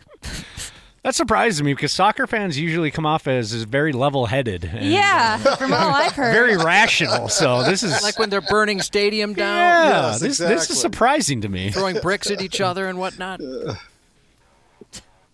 There's video going around and round of these boys backing up their Nissan or whatever it was, backing it up to team headquarters and shoveling all the horse onto the. Then they drove away. 2018, Golden Gophers missed the tournament. Wow. Yeah, it hasn't been that long. I mean, I knew that much. It hasn't been. It's not like it's been 50 years. I mean. Is that when Motzko was first here, or you got to stop asking Golden Gopher hockey questions. I mean, I watched the team, but I couldn't tell. I don't know how long ago it was that Motzko was hired. And also, while I'm thinking about it, how much does NIL impact college hockey? That's a good question. I haven't thought about that. I have never heard anything related to NIL in college hockey. When it comes to hockey, I know old stuff. I don't know new stuff. So, well, somebody out there in our listening audience probably knows a lot more about that. Timberwolves playing at the Los Angeles Clippers tonight. Not till 9 o'clock, 9:30. I don't know. Right. You guys know how much I despise baby nuts. Yeah. Luka Doncic. I've been calling him unwatchable for years, and I'm right. And before anyone says, well, he's not the only NBA player who complains to the officials, of course he's not the only NBA player who complains to the officials, but he's absolutely one of the most prolific, if not the most prolific complainer in the history of the game.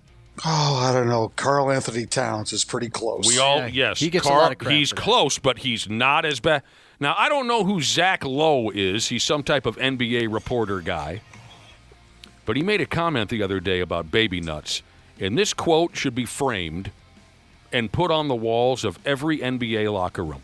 So high-maintenance players, yes, like Karl, like Luka, might pull their heads out of their asses someday. Here's what this Zach Lowe said about baby nuts. He said the whining is back to peak Dallas level. Of course, baby nuts plays for the Lakers now. Mm-hmm. It's every effing play. Just play, man. Not everything is a foul. And this is my favorite tidbit.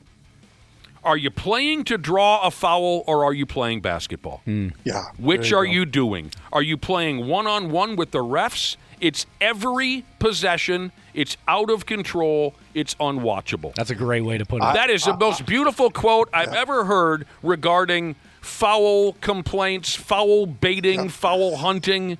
Every NBA locker room should post that up. I would say that Anthony Edwards is starting to get to that point. Oh, absolutely. Absolutely. Yeah. Not and these are the guys who normally get the calls, right? It's the guys that are not the superstars that should be the ones complaining because they don't normally get the calls. No. So, that is such a perfect statement. Are you playing to draw a foul or are you playing basketball? And that's what makes the NBA difficult to watch at times. So many players, including the sad current reigning MVP. They're just out there looking to get fouled. Foul hunting is hurting the game so badly. It's not basketball. It's garbage.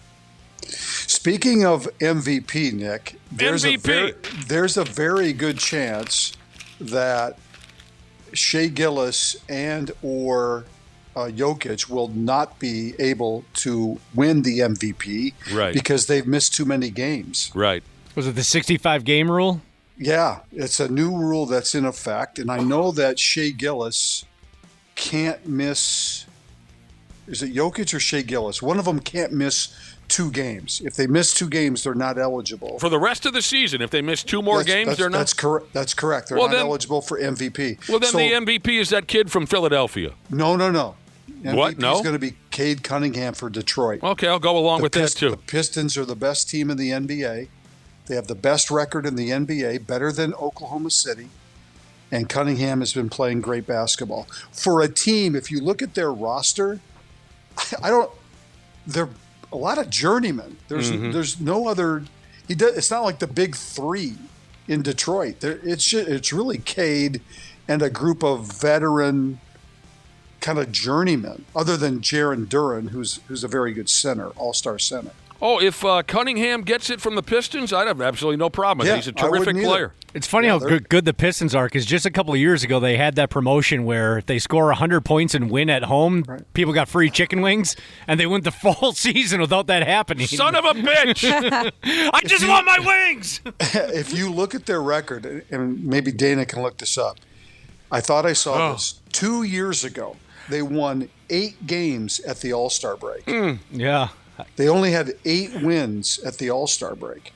So what an incredible turnaround. Good for them. It's been in Detroit. So. Oh, God, no.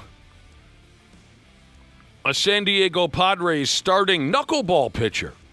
Ooh, I like that. He goes by the name of Matt Waldron. He might have to begin the season on the injured list. Pirates, that's not the club. Padres manager Craig Stammen, whoever the hell that is, he said that Waldron recently sustained a, quote, infection in his rear end. Oh. Ouchies, and gross. So the manager told reporters that Waldron went through some type of embarrassing and painful procedure this week to try and straighten out his terrible ass infection. And you probably already guessed it. The exact problem is hemorrhoids the size of malted milk balls. Oh, that gosh. Sucks. Brutal. Manager had to go ahead and address the media with that information. I thought you were. Why did you say lower body injury? I don't know. Yeah, in hockey, they just call it a lower body injury. Exactly. In baseball, they get so specific. Yeah. I thought you were going to say something about his fingernails or something. It's a knuckleball pitcher. Guy's got hemorrhoids the size of silver dollars. The skip said this about the poor Waldron kid. He said he'll be week to week depending on how that incision heals. Oh, God, an anal incision. It really got into the details. Yeah. Every move you make, you can feel that, I bet. My uncle had to have hemorrhoid surgery and sit on the donuts and everything, and we thought it was hilarious until I got a couple. Then I didn't see the humor at all. Yeah. Oh, God, It is hemorrhoids. funny. Well, hemorrhoids were the funniest thing in the world when you were a little kid. Yeah, just watching my uncle delicately sit down. Oh, yeah. Yeah. Oh, that was so That's awesome. hilarious. And then not move once you found a spot that's semi-comfortable, I bet. Yeah, I mean, I've told you the story before. I remember sitting down and watching the 1980 World Series with my dad and my uncle. It was the Kansas City Royals and the Philadelphia Phillies. And as Randy Shaver would remember, that was a series where the Royals' best hitter and best player, George Brett, could barely move because he had hemorrhoids so bad. I mean, if you watch footage of that series, you can tell every move that George Brett makes, he's in incredible pain. Just horrible luck. He got struck with this friggin' all-time case of hemorrhoids right when the World Series kicks in. So as a little kid, I was 8 or 9, 10 at the time, I don't think I fully understood what hemorrhoids were. All I knew was that every time George Brett came up to the plate in that World Series, my dad and my uncle would giggle. And I was, what's so funny? They explained to me what was wrong with them. So, yeah, I found it fun, too. Found it to be funny, too, when I was a kid. Didn't you use the hemorrhoid pads or cream or something like that once? I caught hemorrhoids once in my life. And it was a brutal 6-8 hours. And I went out to the store and I bought some kind of swill that you spray back there. Oh, a spray? Yep. I don't know. Some kind of ointment. Like a Preparation H type of thing. And I'm telling you what, Cubby, when I had my buddy dab it on there. You need help. I get it, yeah. Oh, I thought there were two buddies. There was only one? I thought you had a couple guys there. Oh, I didn't know you were friends before. I thought that was after. That's a bonding moment right there. There were two guys. One dude had me in a bear hug in case I collapsed. The other was back there painting it on. He used his index and his middle finger to paint it on. But let me tell you something, Josh.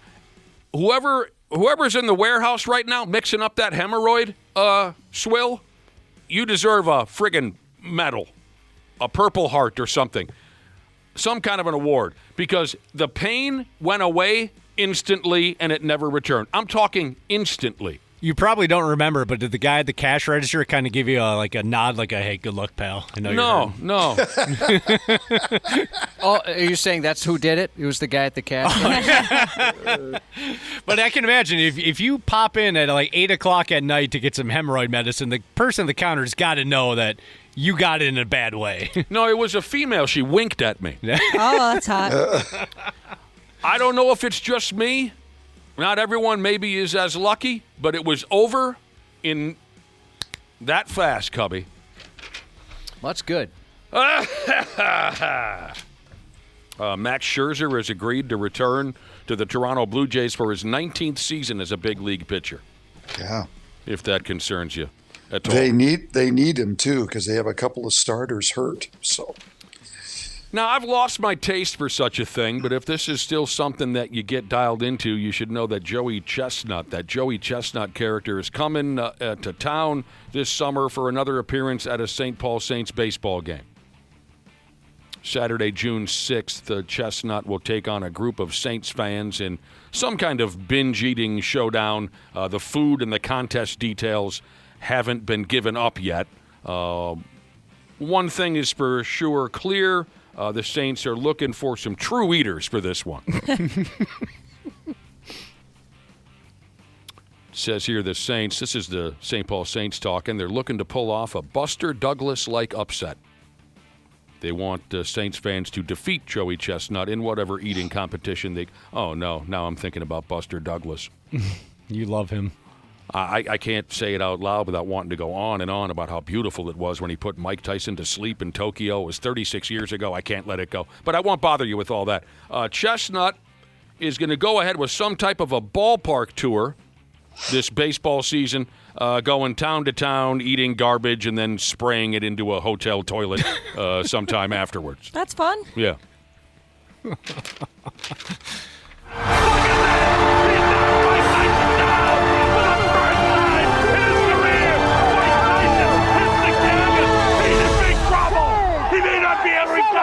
It's up to 7 and 8. He's not gonna make it. Unbelievable! Buster Douglas is the new heavyweight champion of the world. I'm a mess. 42-1 underdog. God, that was incredible. Mm-hmm. Ah, man. I remember where I was, what I was drinking, every damn thing. Hey, we'll find out soon enough about the name of this year's. Oh, God, help us, Josh. The hemorrhoids are back. Oh, no. Get the cream. Get the Call cream. your buddy. Yeah, call your Hold friends. hold him down, Dana. Bear hug. The one guy bear hugged me under the arms. Dana, you want to be that guy. Yeah, I'll take that job over the other. The other guy paintbrushed my monkey button. Josh will be that guy. Just put on a welding helmet and go for it. And Ashley, you videotape it. I want nothing to do with this. I'm leaving the That's room. how soon they can return. That's how suddenly they can return. Josh in a hazmat suit. I'm fully covered, but I'm not wearing gloves. It reminds me of when I used to play butt bongos here in studio years and years ago with the girls of Rick's Cabaret. I would get on my hands and knees with their remember you naked doing that. hands and well, I guess why would I be on my hands and knees? I need the butt bongo. I'm on my knees and the girls' ass cheeks are all presented in front of me. And before the first time I tried butt bongos, I said, "Anybody farts, they die." We'll find out soon enough the name of this year's St. Paul Saints ball pig. That's always fun. Yeah. For now, if you want to, you can go to the Saints website and suggest a name for the little bastard. You can help them name the ball pig. All right. Here we go. Over the years, past ball pigs have gone by the following names. The Great Fatsby. Muddy McFly. Ozempig. That was a good one. Yeah. Joe Sauer. Mud Grant. Squealon Musk. Oh, God. 867530 Swine. Excellent. Chop Gun. Mav Rib. Another playoff of the movie Top Gun. Space Ham. Denarius Hogarian. I love that. I didn't even watch the show, but I think that's funny. That is good. Little Red Porkette Pablo Pigasso. And I'm not even at the halfway point. Okay? Settle in, kids. We continue on with the Great Hambino. Hamilton. Hammy Davis Jr. Kevin Bacon. Wilbur. What, were they drunk on that day? No, it's from the movie Babe. Never saw it. Yep. The notorious P.I.G., otherwise known as Piggy Smalls. Squeal Diamond. Ham. Solo. Bud Squealig. Garrison. Bud Squealig. Yes, Bud Squealig. Randy, let me get through this for Christ's sake, will you? The more comments you make, the longer it's going to take. No, I want this to go. I know. Awesome. This is Josh, you're loving this. aren't you? Garrison Squealer. Borak O'Hama. Barack Ohama. Slum hog millionaire Brat Favre. Brat. What am I talking Brat. about? What Brat, I don't Brat. know why I said that. Brat, obviously. Brat Favre. Justin Bieber, Kim Kardashian, and Chris Humphries. Matt.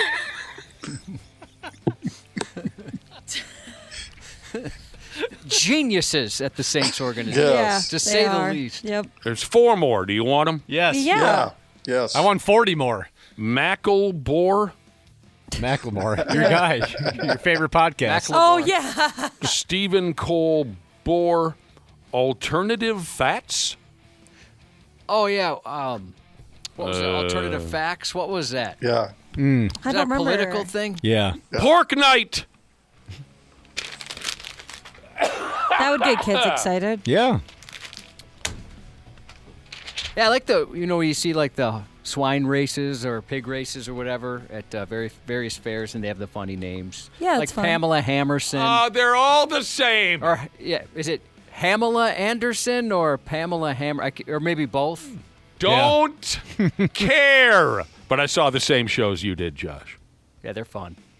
It's always the same group of punny, piggy names. How did Mama Cass die? I know this is kind of out of nowhere. Well, first, can I list the other of my favorite artists who died young? Yes. Janis Joplin. Drugs. Jim Morrison. Alcohol. Mama Cass. Ham sandwich. That's right. It was a ham sandwich. Oh, people are texting in. They want to see a pig named Billy Hog Thornton. The Pig Lebowski. Chris P. Bacon. That was one that I saw in that race, Josh. That's good. Chris, middle initial P. Ashley and I enjoy playing pocket billiards. Did you know that the world's oldest competitive pool player is a 98-year-old gal by the name of Maggie? Damn, girl. She's fun. I watched her play. She's got a lot of spunk and personality. I wonder how her break's doing. I'll tell you what, Ashley, I bet her break doesn't scare anybody. Nah. I bet her break does not intimidate. That's so cool, though. Good for her. But damn, 98 years old, just to be able to stay on your feet for an entire game of pocket billiards at 98 years old is something, in my opinion. Yeah, it's pretty sure. It's very badass that she's a woman, too, in such a male-dominated sport. That's awesome. What about Sydney Swiney from Midnight Pickle Jesus? That could work. I bet you that will be in the running because she's so popular nowadays, Yeah. this Sydney Swiney. Well, we'll have to wait and see. They have a good time over there. I love Saints games. Me too. Yeah, I haven't been in a while. MC Hammer. Oh, that took me a second. Oh, yeah, good. Same. Big Hog Energy. Like Big D Energy. Hammy DeVito. Not bad. Randy, you got any? I don't. Yeah, I don't either. No. I don't either. We got to get going again. Tomorrow is a Friday show, and we'll cut loose with whatever you want to talk about, Randy. You're leaving it up to me this The time? restraints are off. The dealer's choice. Yeah, it's all you. Thanks, Randy. You bet. See ya. Half-Assed Morning Show. 93X. Well, hello to all the wonderful podcasters out there, wherever in the world you're listening right now. We truly appreciate it. Dana here. Yeah, I'm a sports junkie, I'm a wing lover, and of course a smart club member because I trust my home comfort to standard heating and air conditioning, and I really think you should too. Right now it's HVAC Mania, and these deals will help offset the cost when your brackets get busted. You can score a $45 coupon on a furnace tune-up, normally $148. And no, it's never too late to show your furnace some love. And if your system's about to crash out like a 5-seat against a 12, now's the time to replace it on your schedule with 0% financing from Standard Heating and Air Conditioning. Go to standardheating.com and mention 93X. Standard Heating and Air Conditioning, providing the comfort you deserve since 1930. Years of hard work, and now you've got pain in your back, your shoulders, your knees, maybe your joints. You need help. Randy Shaver here with the answer. Dave Bialke. He's got over 30 years experience in getting workers' compensation benefits for people just like you. Don't suffer. Call Bialke Law today, 763-571-2410, or go to bialkelaw.com. That's BIALKE law.com. And it spells relief for you. Dan Bongino returns. It's real. You better produce something fast. And he's not holding back. Dan, that's backwards. No, I'm telling you the truth. Hard truths and a bold perspective no one else can offer. You may not hear this anywhere else. I'm always under the assumption that you're being played, we're being played. Man, this show continues to expand its footprint, and I love you guys for it. It's the comeback everyone's been waiting for. If there was ever a time, it is this one. The Dan Bongino Show. Follow and listen on your favorite platform. It's Dr. Andrea. Here to save you about $5,000 and answer your pet questions. It's Dr. Andrea. On the 93X Half-Assed Morning Show. Yeah, here we are. Welcome back to the program.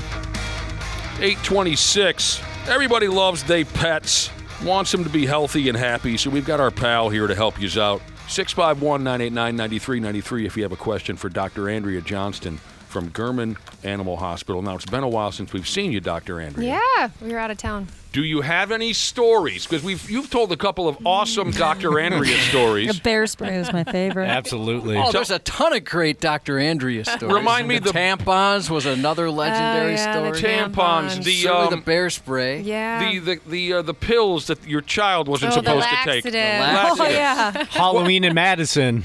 Yeah, that was fun. What's the bear spray story? Oh, we were out in Montana last summer in Whitefish, and my niece thought it was bug spray.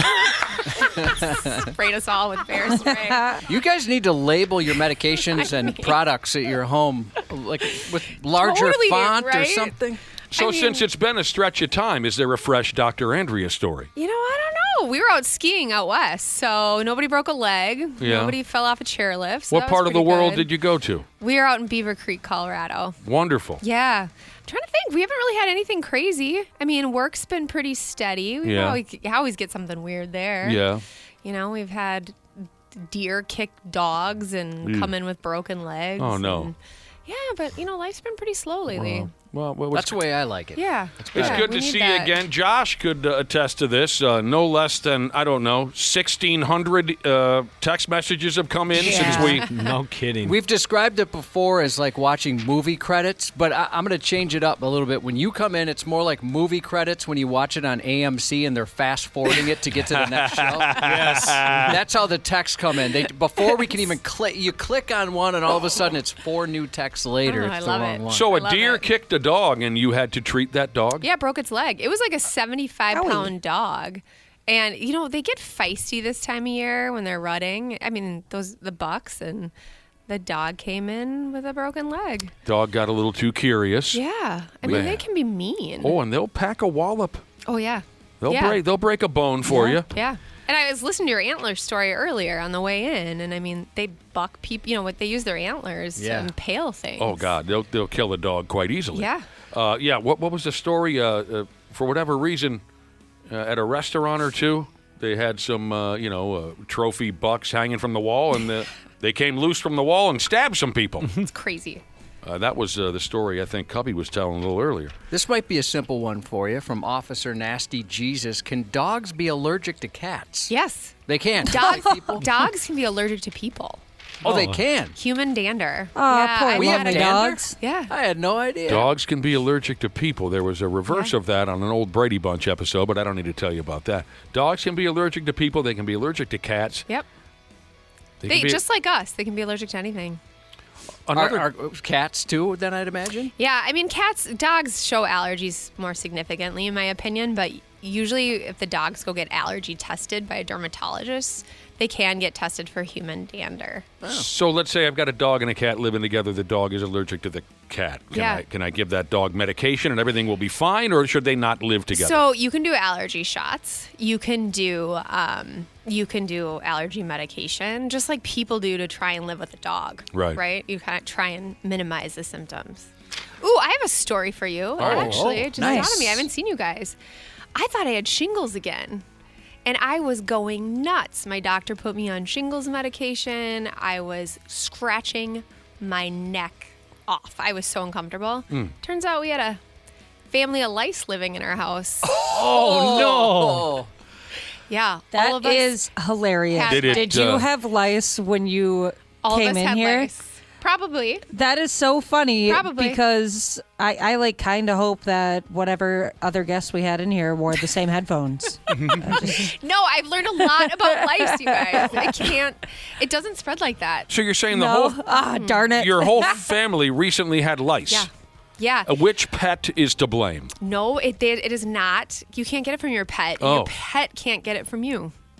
Yeah. I got it from my kindergartner. Yep, darn kids. Oh, you got it from the little kids. I assume maybe it was from one of your chickens or something. No, you can't get it from an animal, and that you can't spread it to the animal. So your youngest kid brought head lice into the house. Yeah, and it was so funny because we went to the lice lady, and I was like, it was just my... She's notorious. She is. She's great. Myself and my middle were just like, we were having like an allergic reaction to the lice saliva because we've never had it before. So I was like in hives, and I looked over at the lady. I'm like, I don't think my youngest has it. as I'm seeing a bug just like walk across her face. Nope. God help us. We had to go back 3 times. The lice lady. When we were kids, we got it a few times. I remember the panic in the house, yeah. Oh, yeah. And my dad would just shave our heads. Yeah. And then problem solved. Oh, We never I had was it. this close to just taking the buzzer out. Did that really get rid of them, just shaving the hair off your head? Yeah, there was Yeah, nothing they there. live on the hair follicle. Huh. Yeah. Yeah, so he shaved our heads, and that was that. My wife, I laugh, of course, because I'm immune. I have no hair. But You're my lucky. wife is miserable about it. Like for whatever reason, there's just a few things that really get her, and that's one. Yeah. She's really grossed out. She fears lice. Oh, yeah, like to the point where she'll burn the house down. I mean, go through everything. I mean, it makes her enraged. Does this fear come from a past terrible encounter? I don't know what it is. It's just... It is gross. I mean, my kindergartner, the lady was like, she has generations of lice in her head. She had like grandparents and like babies and eggs and teenagers. The whole family. They'd been living there for a good Oh, wow. couple months. I mean, I just have vague memories of when it swept through the house when we were kids. A Yeah. listener has texted in to say, good news, Dr. Andrea, if it happens again, bear spray kills lice. Probably. Kills everything. One of your young relatives dousing everyone in the room with bear spray will get rid of the lice. Yeah. All right, moving on. 651-989-9393 is the number if you have a question for Dr. Andrea, our veterinarian. Oh, no. Kitty won't eat in the dark. Wow. Yeah, Kitty Can't won't. they like see in the dark? They see really well in the dark. We got a kitty here that won't eat in the dark. We got to put the light on, or she has a fit. You ever heard of that? Oh, she might just be a princess. She just wants the light Yeah, on. she just wants May have it nothing bright. to do with her eyesight. Watch but- me eat. Yeah. Just wants company. Yeah, Oh, she yeah. might be a social eater once the lights I've on. had a couple of pets who seem to prefer Yeah. your company while eating. Yes. Sure, that might just be it. Yeah. We created a monster about 6-8 months ago. The dog wasn't feeling well, so we brought his food dish onto the couch, and now he will only eat if his food is delivered to the couch. I bet he Oh, sees yeah. Dad eat on the couch all the time. I have made that mistake before, Dana. One time when my dog wasn't feeling well, I was desperate for her to eat, so I started hand feeding her. Oh, we've done that too. Yeah, like one piece at a time. This would take 35 minutes. And then it took a while to get out of that. It was ridiculous. Like, you bougie bitch. We're getting a lot of texts, Dr. Andrew, from people who now are very itchy. Oh, It's I'm just so sorry. Hearing the story. I feel their pain. Back Dimple, she's said she has a dog with dementia, diagnosed last September. Prescribed special food to slow down the progression. Gabapentin, is that how you pronounce that? Yep. To take for anxiety, and sundown syndrome, where she's basically up all night. But the meds are helping a little. She wants to know, how long do dogs usually live with this condition? She's a Shih Tzu Poodle mix and the best dog ever. Oh, so hard. I have this conversation all the time with clients, including my older sister, whose dog is in the same boat. She can try melatonin at night to help that sundowner syndrome, where it helps with their sleep-wake cycle and get the dog to sleep better at night. I do use a lot of trazodone at night, too. It's kind of like an Ambien for dogs to get them to sleep. Just make sure if you get the melatonin, don't get the Target one because it has xylitol in it, which is toxic to their liver. It's like sugar-free gum. Ooh. But yeah, melatonin can work sometimes too in the combination with gabapentin. I had a What dog. about the, sorry. Years ago, I had a dog who caught that. So sad. What did you call it, Josh? Dementia, you forgot. Oh, that wasn't meant to be a joke. But she didn't know if she was on foot or horseback. Yeah. So, but what about the longevity? I mean, it's usually to the point where clients and owners can't tolerate it anymore because nobody's getting sleep in the house. And it's so the sad to watch. It's so Yeah. sad. And it's just not fair for them Yeah. because they're so confused. They don't know what the hell's going on. Yeah. So it's usually a decision on the owner when to make that. One of our listeners' dogs came down with thrombocytopenia. You go ahead. Thrombocytopenia. Thrombocytopenia, exactly. Just like you said. Yep. Low platelets. Low platelets. Yeah. There's questions here about supplements that might help. So first off, what is So usually it's autoimmune, immune-mediated thrombocytopenia. So their platelets are really low, and the way they present is they're bruising everywhere. So they have like small little like petechiations on their gums, just like these red dots, or they'll have bruising on their belly. The number one cause I see of it is tick-borne disease, like Lyme disease. Okay. But anything that stimulates the immune system can trigger it. Cancer, unfortunately, can trigger it. Meds can trigger it, vaccines can trigger it, or nothing. But they need pretty high doses of steroids. Okay. There's no supplements that really help with it. They have a question here about, this listener read the dog could relapse? Yes, a lot of them do. So a lot of them have to be on meds long term. Okay. Mm-hmm. That sounds like a troubling one right there. Yeah, you kind of have to do a cancer search. If the dog is young, check for tick-borne disease. Make sure it wasn't vaccinated recently. All those things. That sounds like a miserable thing to watch your dog go through. Yeah. A lot of this sounds like it'd be very tough. What about this? This doesn't sound that bad, Josh. One of our listeners has a dog who can't stop licking the air. Oh, my dog does that. It's hilarious. They look like a bear. Yeah, I love watching him do it. We videotape it. It's hilarious. They lick this dog licks the air. We've done some self-diagnosing. Listener says, I know that's stupid, but is it? They think it's through their own research, anxiety. Could be. Maybe it needs a teeth cleaning. Could be. And by the way, they say, please tell Andrea thanks for all that she does. Oh, thank you. Yeah. A lot of times I'll see that with reflux, like GERD, just like God. people, where they have like uncomfortable esophagus. A buddy of mine just came down with GERD. It's the worst. Yeah. And so they're trying to get comfortable. A lot of times they're licking because they're nauseous. You could try a Pepcid AC twice a day over the counter, see if that helps. I suppose now that you bring that up, when I've seen dogs repetitively lick the air, it usually means they're setting up to barf all over the air. Yeah, they're usually nauseous. That's why I hate. So it may not be behavioral. Mm-hmm. It's cute when they're doing it just for the heck of it, but when it's accompanied by a gag every now and then, gosh, that's scary. Oh, no good. Yeah. Get off the couch. This person says, I have a small wiener terrier type dog that is having some kind of old butt issue. She's been scooting. So I looked it up. Almost looks like looked up there, I guess. Almost looked like she has hemorrhoids. Do dogs get hemorrhoids, or what could it be? They can, but my concern is it's an anal gland abscess. So, they have those two little anal glands that sit on the inside of their rectum. Like if you were to look at a clock, it sits at like 4 o'clock and 8 o'clock. My goodness. So if you see a red bulge or bump, a lot of times they'll rupture because they can't express when they poop and they get impacted. Is that when you get that terrible smell? Like yeah, but chemical usually smell? it's like a hole. Yes. And then usually if it ruptures, it's just like a giant hole. Or before it ruptures, Lord. it's like a big boil. And then I have to go in and rupture it, which is... You ever call in sick when you know you got one of those scheduled? Yeah, what's really weird is I really like them. You do. It's so satisfying. It's like popping a big zit. Oh, I understand. I can understand that. Yeah, that sounds fun. Yeah. Somebody actually texted in earlier and said, is it okay if you pop your dog's boil? Or I mean, it depends on where it is and what it is. But a lot of people will do that. I'll do it in the clinic, but a lot of times it'll leave like a little capsule or a hole, and you have to go in and take it out surgically because it'll just fill back up. Can you often tell by the look on the dog's face that they're quite relieved once that process is over? Honestly, they come in, people will be like, oh, this red bump on the butt for so long. It was so uncomfortable, he stopped eating, but then it ruptured and the dog's fine now because there's no more pressure or pain there. You guys mind hearing a cold-blooded joke? You want to hear a cold-blooded one? Sure. I like dark humor. Listener says, how do you know when your dog has dementia? Does it meow? What is this? Oh, no, a lab with a lot of seizures. Why do they keep happening? Depends. Does it say the age of the dog? It does not. So usually we will say if it happens between 6 months and 6 years of age, a lot of times it's epilepsy. But if it's over 6 years of age, meaning epilepsy, unknown cause of seizures. But if it's over 6 years of age, you worry about other things. Is the dog getting into something? Is there liver disease? Could there be a brain tumor? Yeah, oh, God. You got to work up all that stuff. My childhood dog, Cody, was a Cocker Spaniel and was epileptic. And I remember the first time he had a seizure was on Christmas Eve, and we were just so terrified.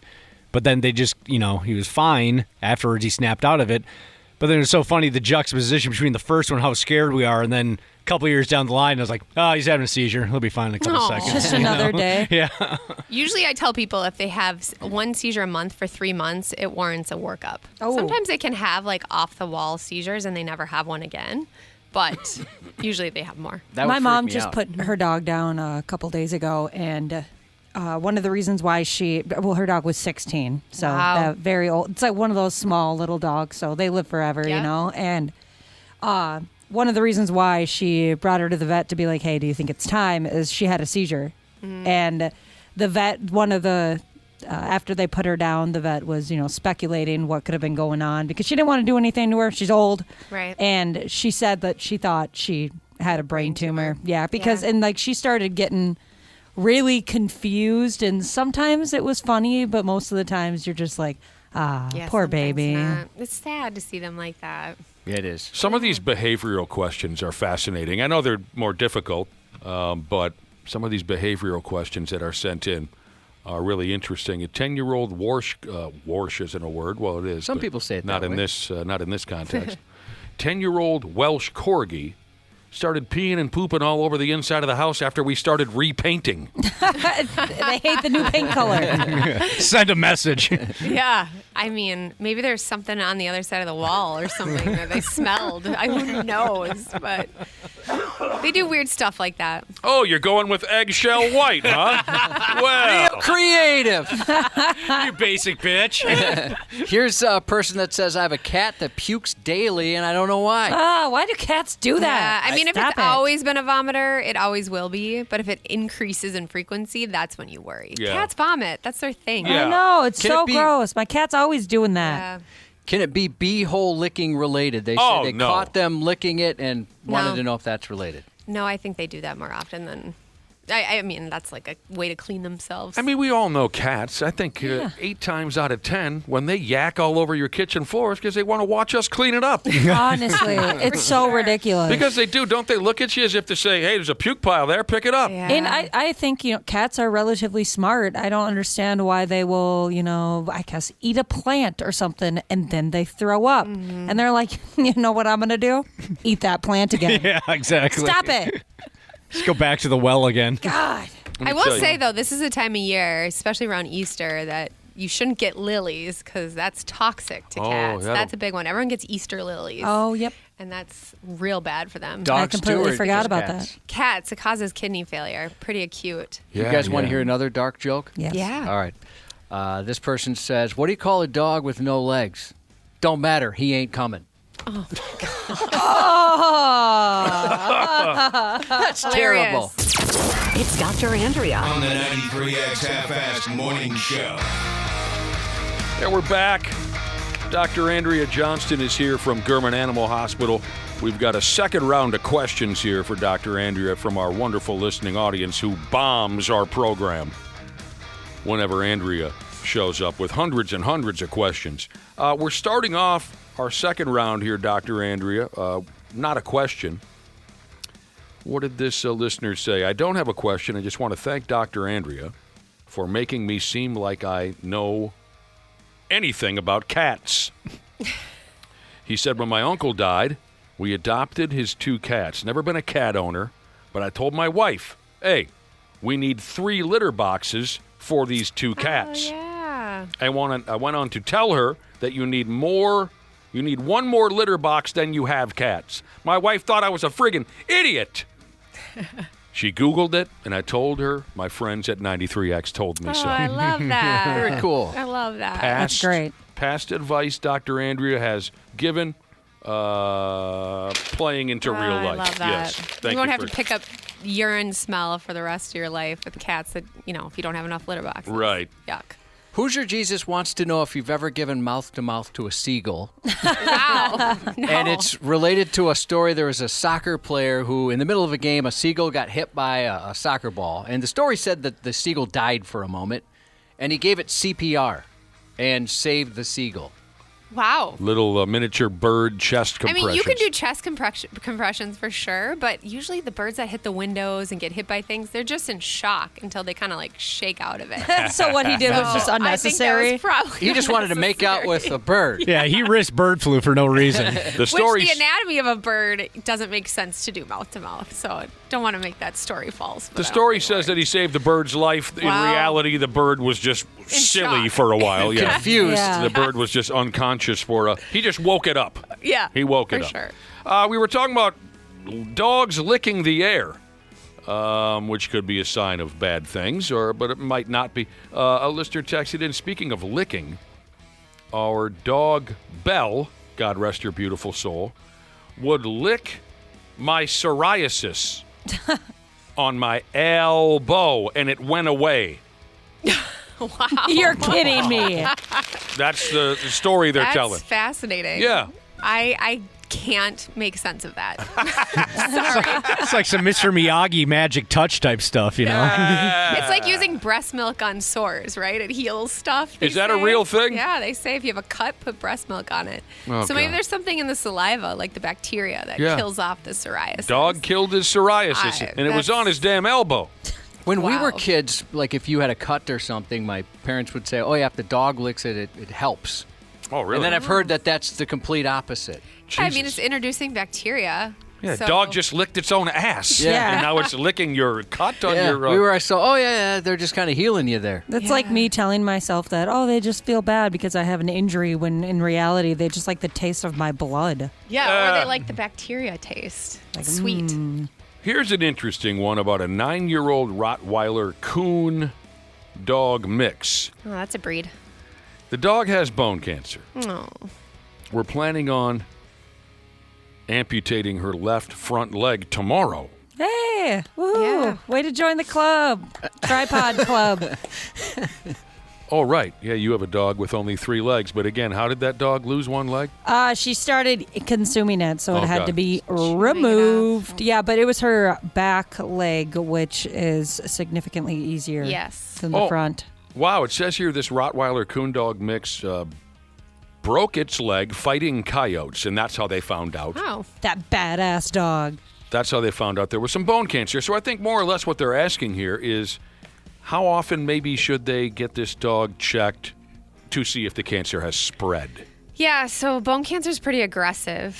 That a lot of times we will amputate the leg, and unfortunately their prognosis is pretty poor. Okay. Usually we'll say like half a year. I don't know if they're looking to go forward with like chemotherapy or radiation.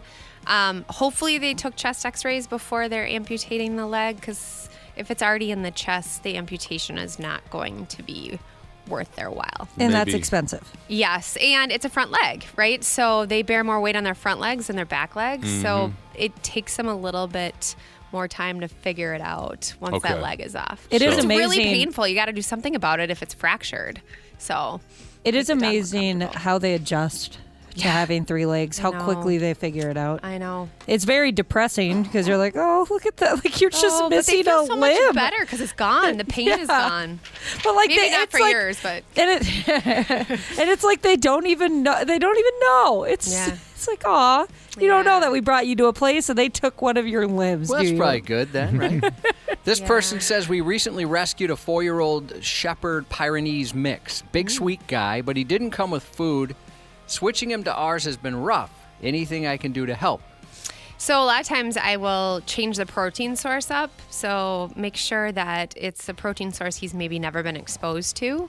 Because if he had like a little allergen to what you're giving him or what he's had before, that could be why. But you just have to do a really, really slow transition, like over 2 to 3 weeks. Okay.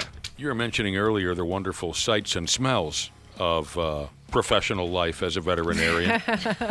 Like, say, expressing some anal glands. Yeah. Here's a guy. He's got a 7-year-old plot hound. Mm-hmm. Never heard of a plot hound. It's a southern dog. I'm going to look that up. This friggin' dog, it's got a chronic yeast infection around its neck and ears. Mm.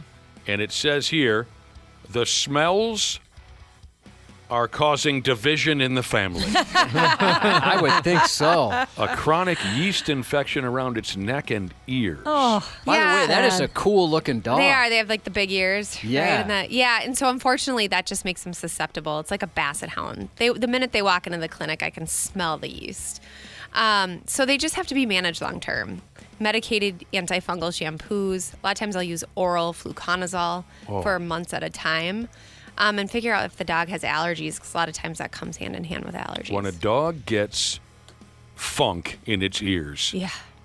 Oh, I mean, That it can is bring it. So bad, dude. Our dogs have those big floppy ears, so every once in a while they get it. My dogs clean each other's ears, and they're constantly making out in each other's ears, so it stays away. They've got perfectly clean, beautiful ears. That's a strong bond right there. Wow. Yeah, you're right. Yeah. This Love person. it.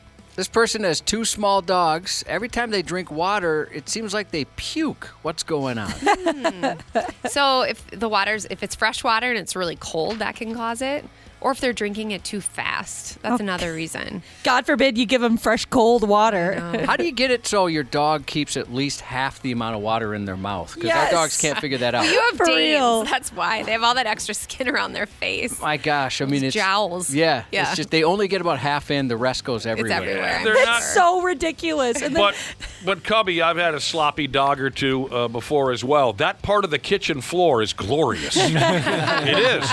It's just gloriously clean. Josh, has that moment ever happened at your house where the dog is drinking and then something happens around the house, so they move their head really fast, and then it's just, there's 6 cups of water on the ground? Yeah. It's gross, but we have to debooger and slobber the walls a lot, or deslobber the walls because they shake their heads. I mean, like I have to use a ladder because it'll get up towards the ceiling. Oh my God. It's That's gross. incredible. I have a reminder on my phone to do it every week, otherwise it's out of control.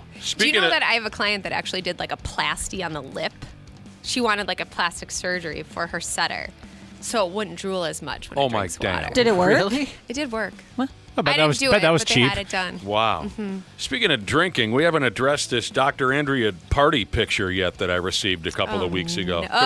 What? Can we put this up on our website? I'm kidding. A couple of my friends were partying with Dr. Andrea, and they sent me a selfie, selfie of all of them having a good time. Cute. Yeah, it was great. Did you have a good time? It was fun. Really fun. We appreciate your time as Yeah, usual. thank you. Thanks for coming Yeah. in. Thanks for all the advice. Again, we'd love to get to every friggin' question, but that would be absolutely impossible. So Yeah, we could easily do a couple full days with you. Jeez I don't know Louise. if we'd get through all the questions. You gotta do like a speed dating thing. Yeah, just hit a We could. timer. Yeah. Thanks, Dr. Andrea. Thank you. Have a good one. Shout out to Paver Jesus and Autobody Jesus, headed to Lake of the Woods with Cousin Tony today. Also a shout out to Sadie from Tacos Slaying Jesus, driving to Daytona Bike Week. And happy 45th to our good friend Snot Rocket Jesus. Half-assed morning show 93X.